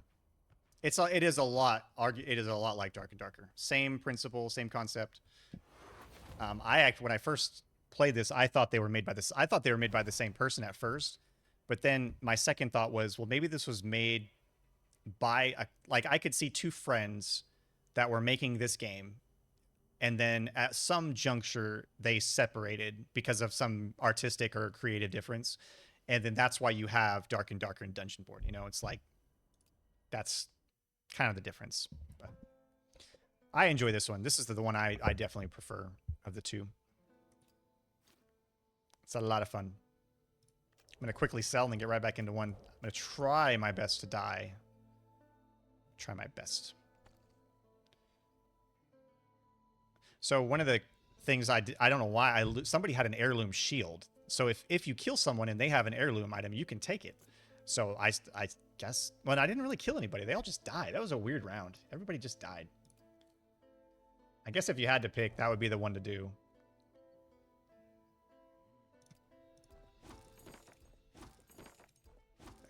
There we go. Dark and Darker strikes again. Those pesky Dark and Darker people.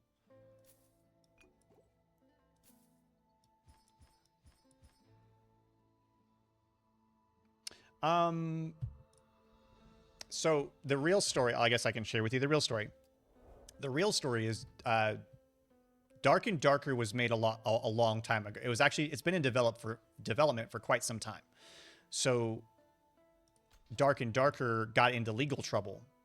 So they were basically Dark and Darker got into legal trouble because they were using assets that were like they were using someone else's assets, basically. I believe in the end, the assets were available to the public. So there wasn't anything, but the legal battle caused significant delays in the production of Dark and Darker.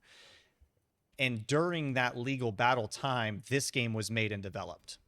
So there was definitely a gap in time from when Dark and Darker started in development and when it actually was released, and when this game started in development and when it was released. So that's part of it.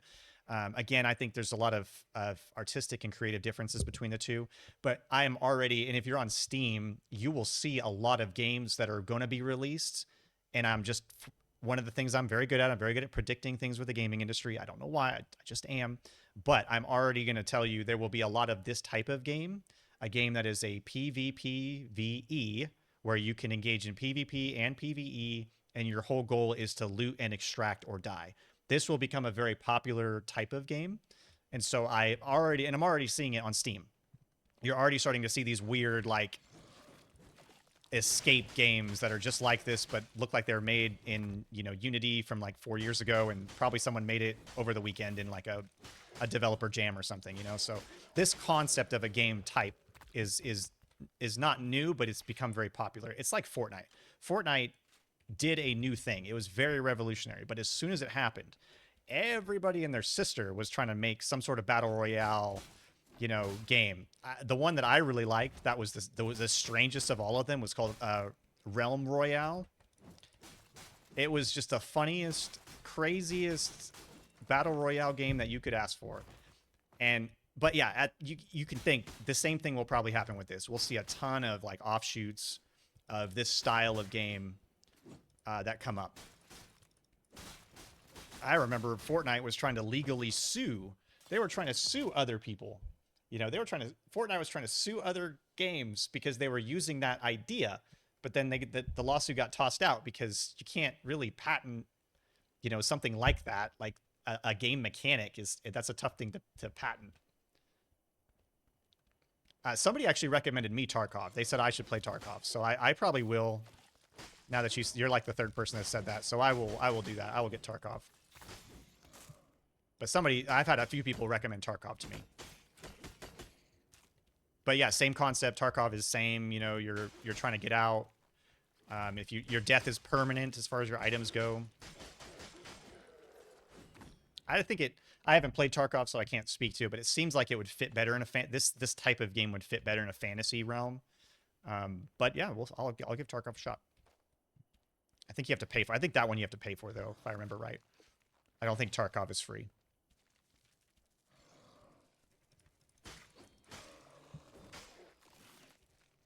I don't know why I'm still modded here. You know, I can fix that, I guess, if you want. We've had a lot of people throughout the time that have come and helped and done a good job, and I don't really. And also, too, it's not like I'm trying to kick people out if they're here. I'd rather you be here and hang out. But that means that you're on the hook, like, you know. I think visually alone, this game is much more visually appeasing. It's better to look at. That's why I just always stick to that same analogy of this is Skyrim, and Dark and Darker is like playing Oblivion. It's just in the art and the fighting style and everything. It's just different. And some people love Oblivion, and there are people that still play Oblivion like every day, and they mod the crap out of it, and it's their life, which is great. More power to you.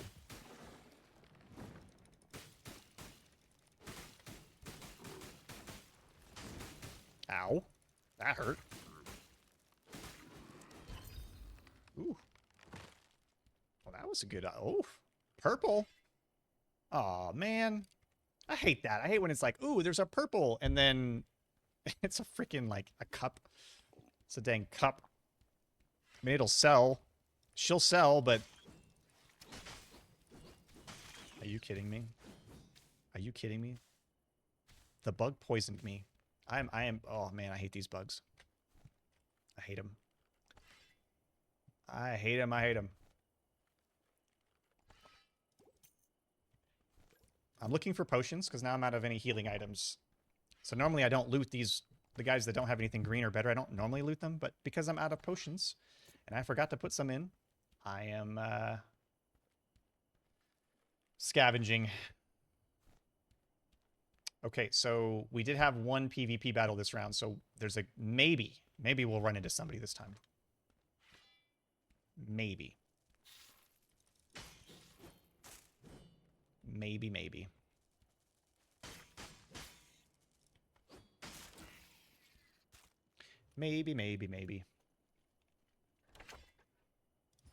Nope. Still no healing.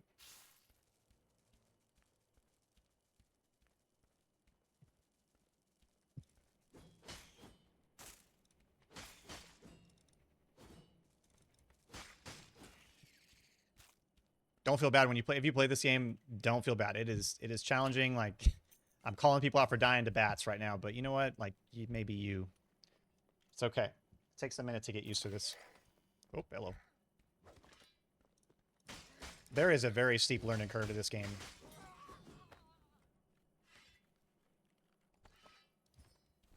But like anything that's difficult, when you get it, it is worthwhile.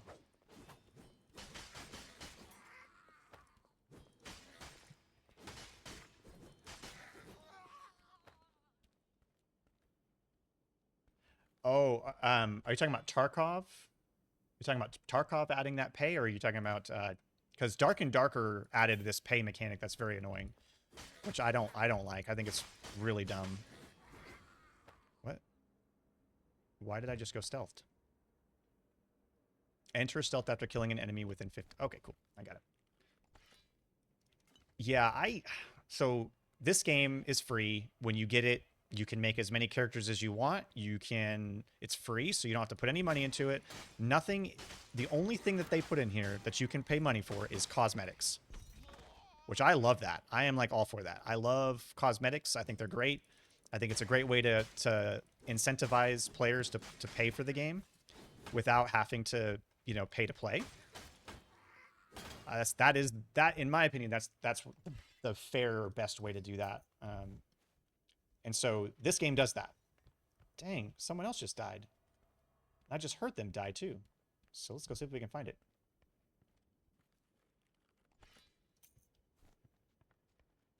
Uh-oh. Oof, if this is a real person.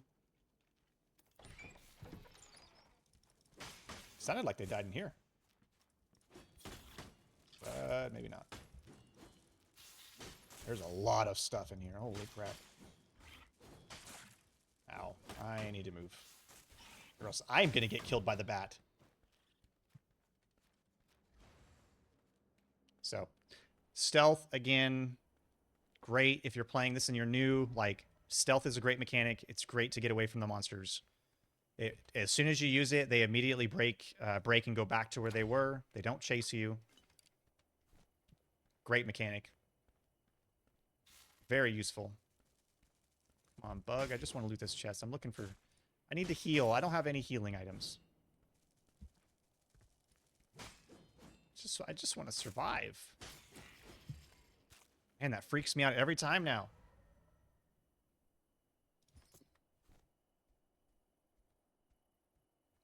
$33 mosquito bites? Oh my god. That sucks. I'm pretty allergic to anything that bites, especially if it has the word if anything has the word poison, like poison ivy, poison oak. I am terribly allergic to that stuff. But in anything that bites, I also am terribly. So if I got that many, I would have to go to the hospital. I would have to. My heart would be at risk if that happened.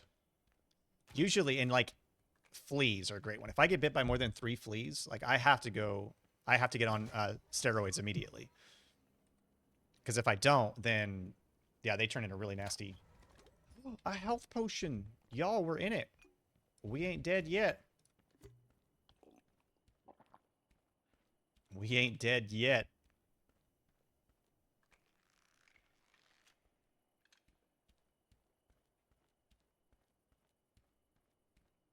And honestly, Tarkov, so I think I am really, just personally, I'm really big about reducing the barrier to entry for things. And so Tarkov definitely put a huge barrier to entry by, I think it's a $40 price tag on that game. Like it's not cheap. That's fairly significant. Man, the Overwatch guys are like, they are getting it. I don't know what's going on in there, but man, they're having a great time. Nice. Nice. Oh, there's the dude. There's the dude that died. Let's get him.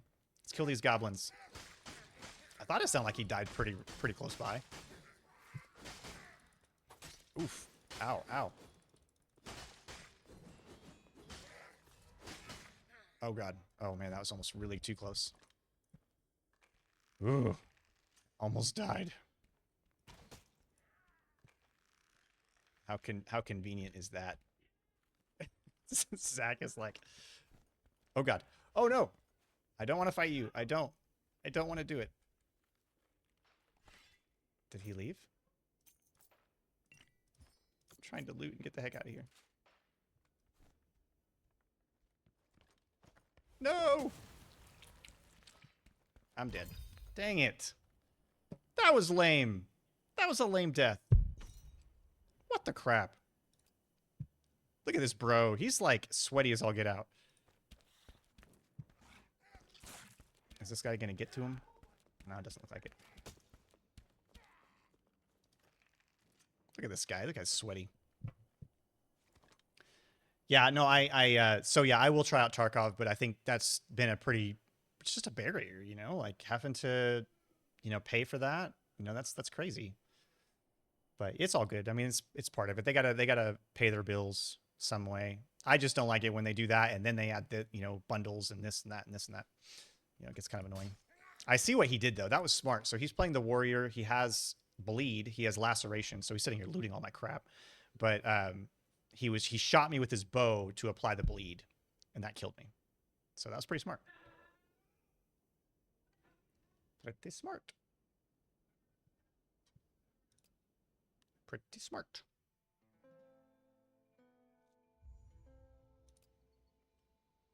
Well, I guess we'll play one more since we're... Who's hanging out still? We got a bunch of people? Good. Got some people hanging out. Play one more. I talked about the Cryomancer being another one that I definitely recommend for new people, so I'll do that one. Just be a Kuaz. And I'm making sure I have health potions this time, all right? That's what I'm doing here. I'm making sure that I have potions. Because that was not good. You should definitely not... Do not recommend going into any battle without at least something.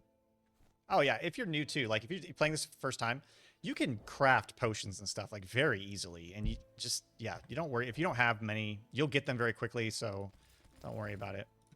But you'll get them pretty fast.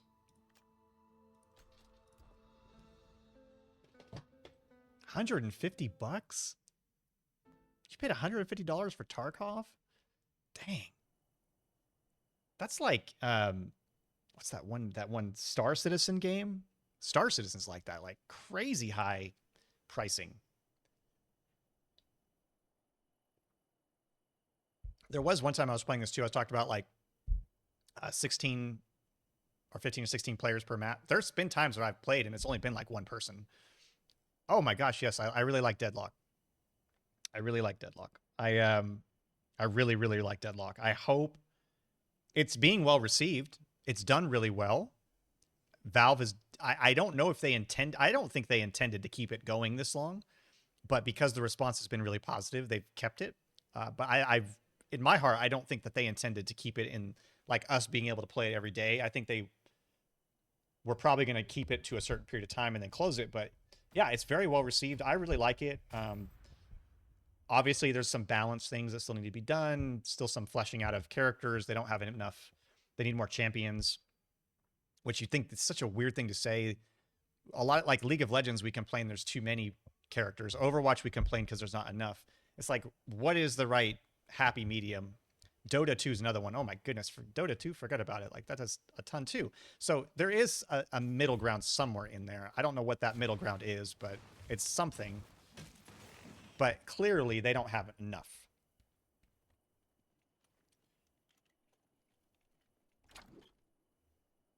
The other thing, they just got to get this stuff figured out. Like, dang it, werewolf again.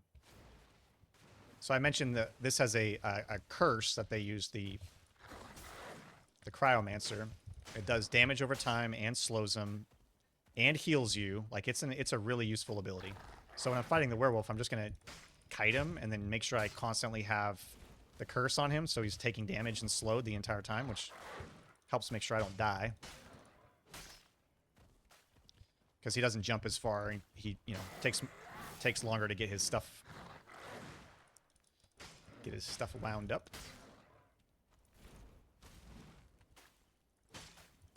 Yeah, it's like when somebody's slowed, all of their animations are slowed down, which is very useful to know. So if you're going against somebody with a two-handed sword and you slow them down, they're going to be very slow.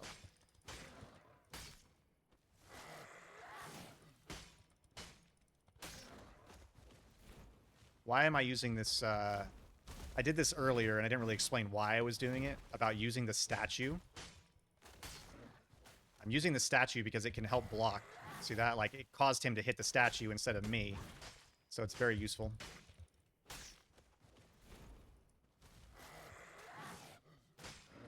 Kind of just like a barrier.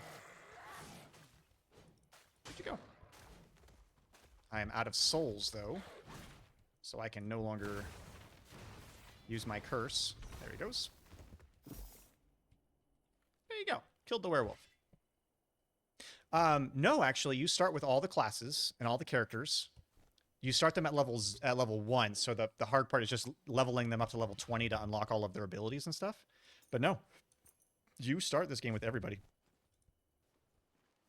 Which is, again, hugely advantageous, because then you as a new player can go, all right, well, what do I want to play? And not feel like you have to, you know, stick to one. And Dark and Darker does that. You can only have one character unless you pay for the game, and then it gives you like 8 character slots, which is still really dumb that they lock down how many character slots you have even. Like, to me, that's dumb. It's a way to make a barrier to then make money. It's a way to make money. Don't much like barriers. Deal with too many to then want to impose them on others.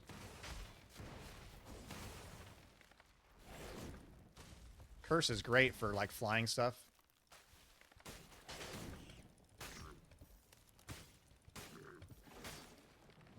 I'm doing extra damage somehow. I gotta figure out how I'm doing that. It should give me a readout of how much damage I'm doing with each of the attacks. So like the white is the physical damage I'm doing. The blue tealish color is the ice damage I'm doing. The purple color is magic damage, but then there's a yellow color in there. I gotta figure out what's doing that. Physical damage, max life. Oh, lightning damage. It's lightning damage. There's the moose. The moose that freaked me out before. Oh my god, I was being chased by like 5 things, and then this moose just appeared out of nowhere.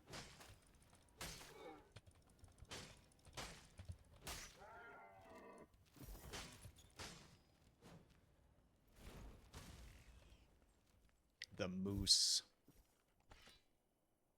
Yeah, no, I think I've talked with a few people here, and we are all on the same page that Deadlock will most likely be a very big esport. What? Oh. I really hope so. I think we need something that's... And it's really smart, because if you think about it, Deadlock should attract people from League of Legends. It should attract people from Overwatch. It should attract people from basically all of the major esport titles that you can think of that are like a team-based strategy game. It should attract people from all of those. And honestly, what I was telling, I can't remember who I was talking to, but basically we said if Smite 2 will determine what happens with Deadlock. If Smite 2 is anything like Smite 1, then Deadlock will be fine. And Smite 2, I've not played it. I've not seen... I've tried not to follow it as much. I really like Hi-Rez Studios. I really like the stuff that they do. But that will have a big impact on what happens with Deadlock, because people are speculating what it looks like and how it plays right now. Predecessor is another one that just came out, although it's not really... I don't know. It's hard. It didn't really just come out. It's basically a reskinned game. But Predecessor is another one. If you haven't tried that one, I would give it a shot to see what you think. But it's in that same realm of third-person hero shooter MOBA lane League of... You know, it's like a mushing of all the things. When you mush too many game types, that can make the game unfun. I hope that does not happen. But Deadlock has just the right amount of stuff. Predecessor, I didn't really get into. I didn't like the style. I didn't like how it was playing. It played just like Smite, but just with better graphics, and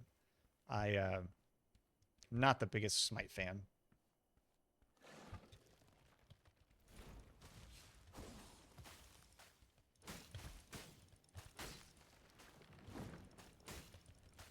If you play Smite, I'm sorry. I'm just not a fan.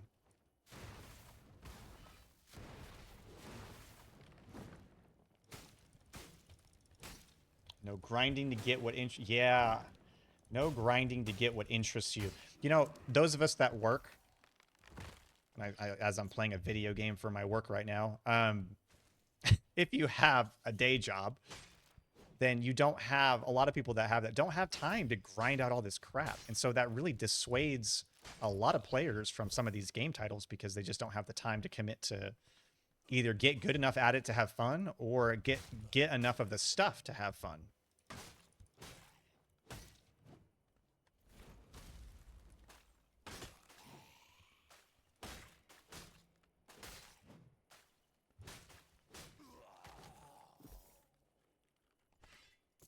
But I'm excited for this. I'm excited for this game. I really am enjoying playing it, enjoying looking forward to what they do with it.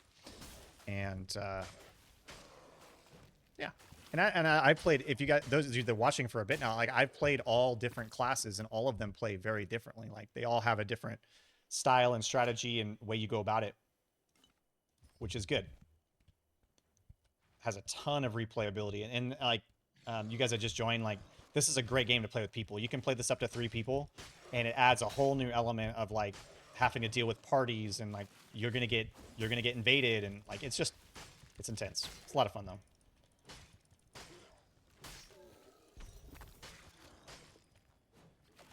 Come on.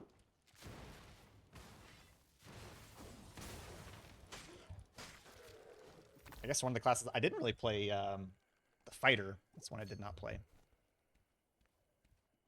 Fighter is fun. The fighter, I was kind of saying the fighter is like, you know, not one I would highly recommend. It's good. It's just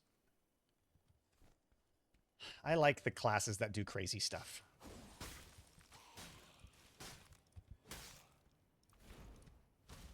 This class in particular is like really good for PvP because of the curse. You put the curse on somebody and then you go into the ice cube thingy, which I haven't really done that.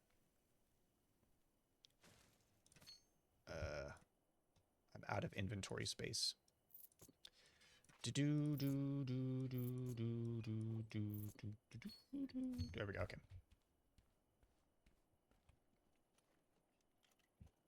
It's great.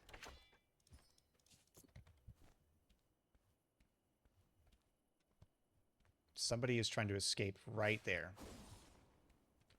Let's kill him. Let's go! Die, person, die. What? You jerk.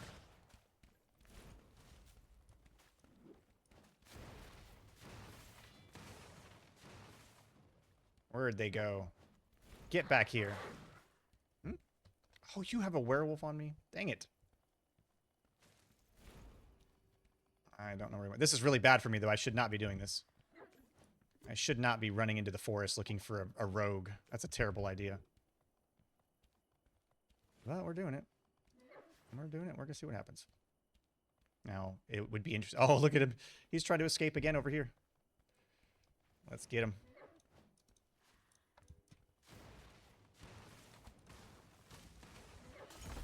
I just turned into ice, so...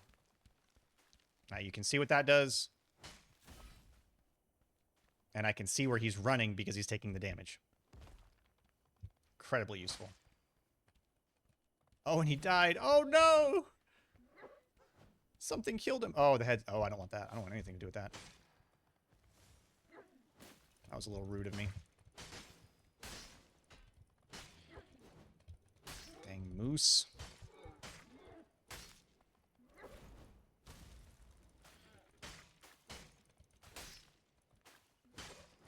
I want to see if he had anything good. I don't think he had anything good. Where are you? There you are. The Death Knight. I like the Cryomancer. The one beef I have with the Cryomancer, and it's just a balance thing. It's a balance. It has totally only to do with balancing the game. They run out of souls really fast, and it becomes a little challenging to get them. Are you gonna fight me? Dang it! Yeah, you are. And see, I don't have enough souls to sit here and...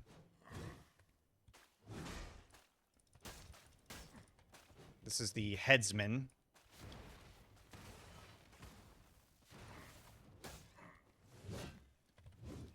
Very annoying to read. This is probably one of the most annoying mobs in this game to read and figure out what moves they're going to do next. Just because he has this weird spinning move that's really annoying. He'll do it at some point. And he chains them, and it's there it is.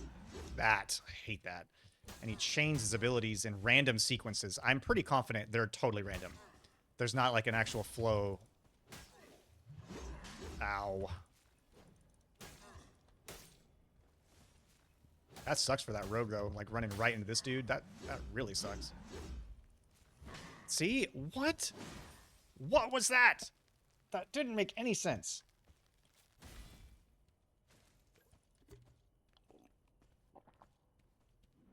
He went from one spinning move to the next.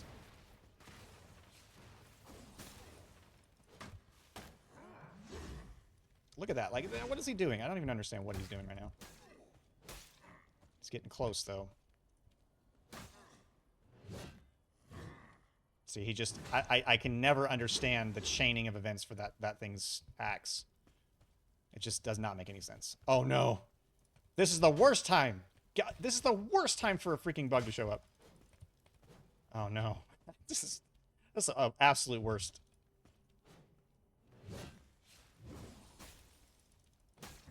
Oh, no. That was bad. And again, I'm trying to rush it because we're running out of time.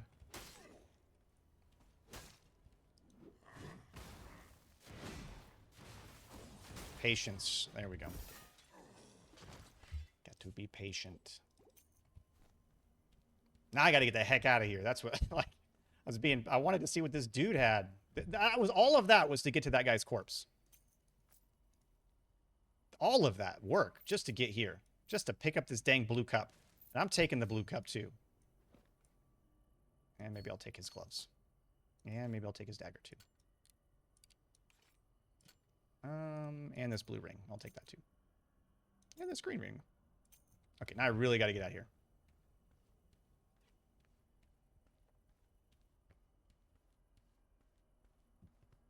Give a certain time. That we're gonna have to make that into a highlight for sure. Oh, let's get him. Oh yeah, he's dead.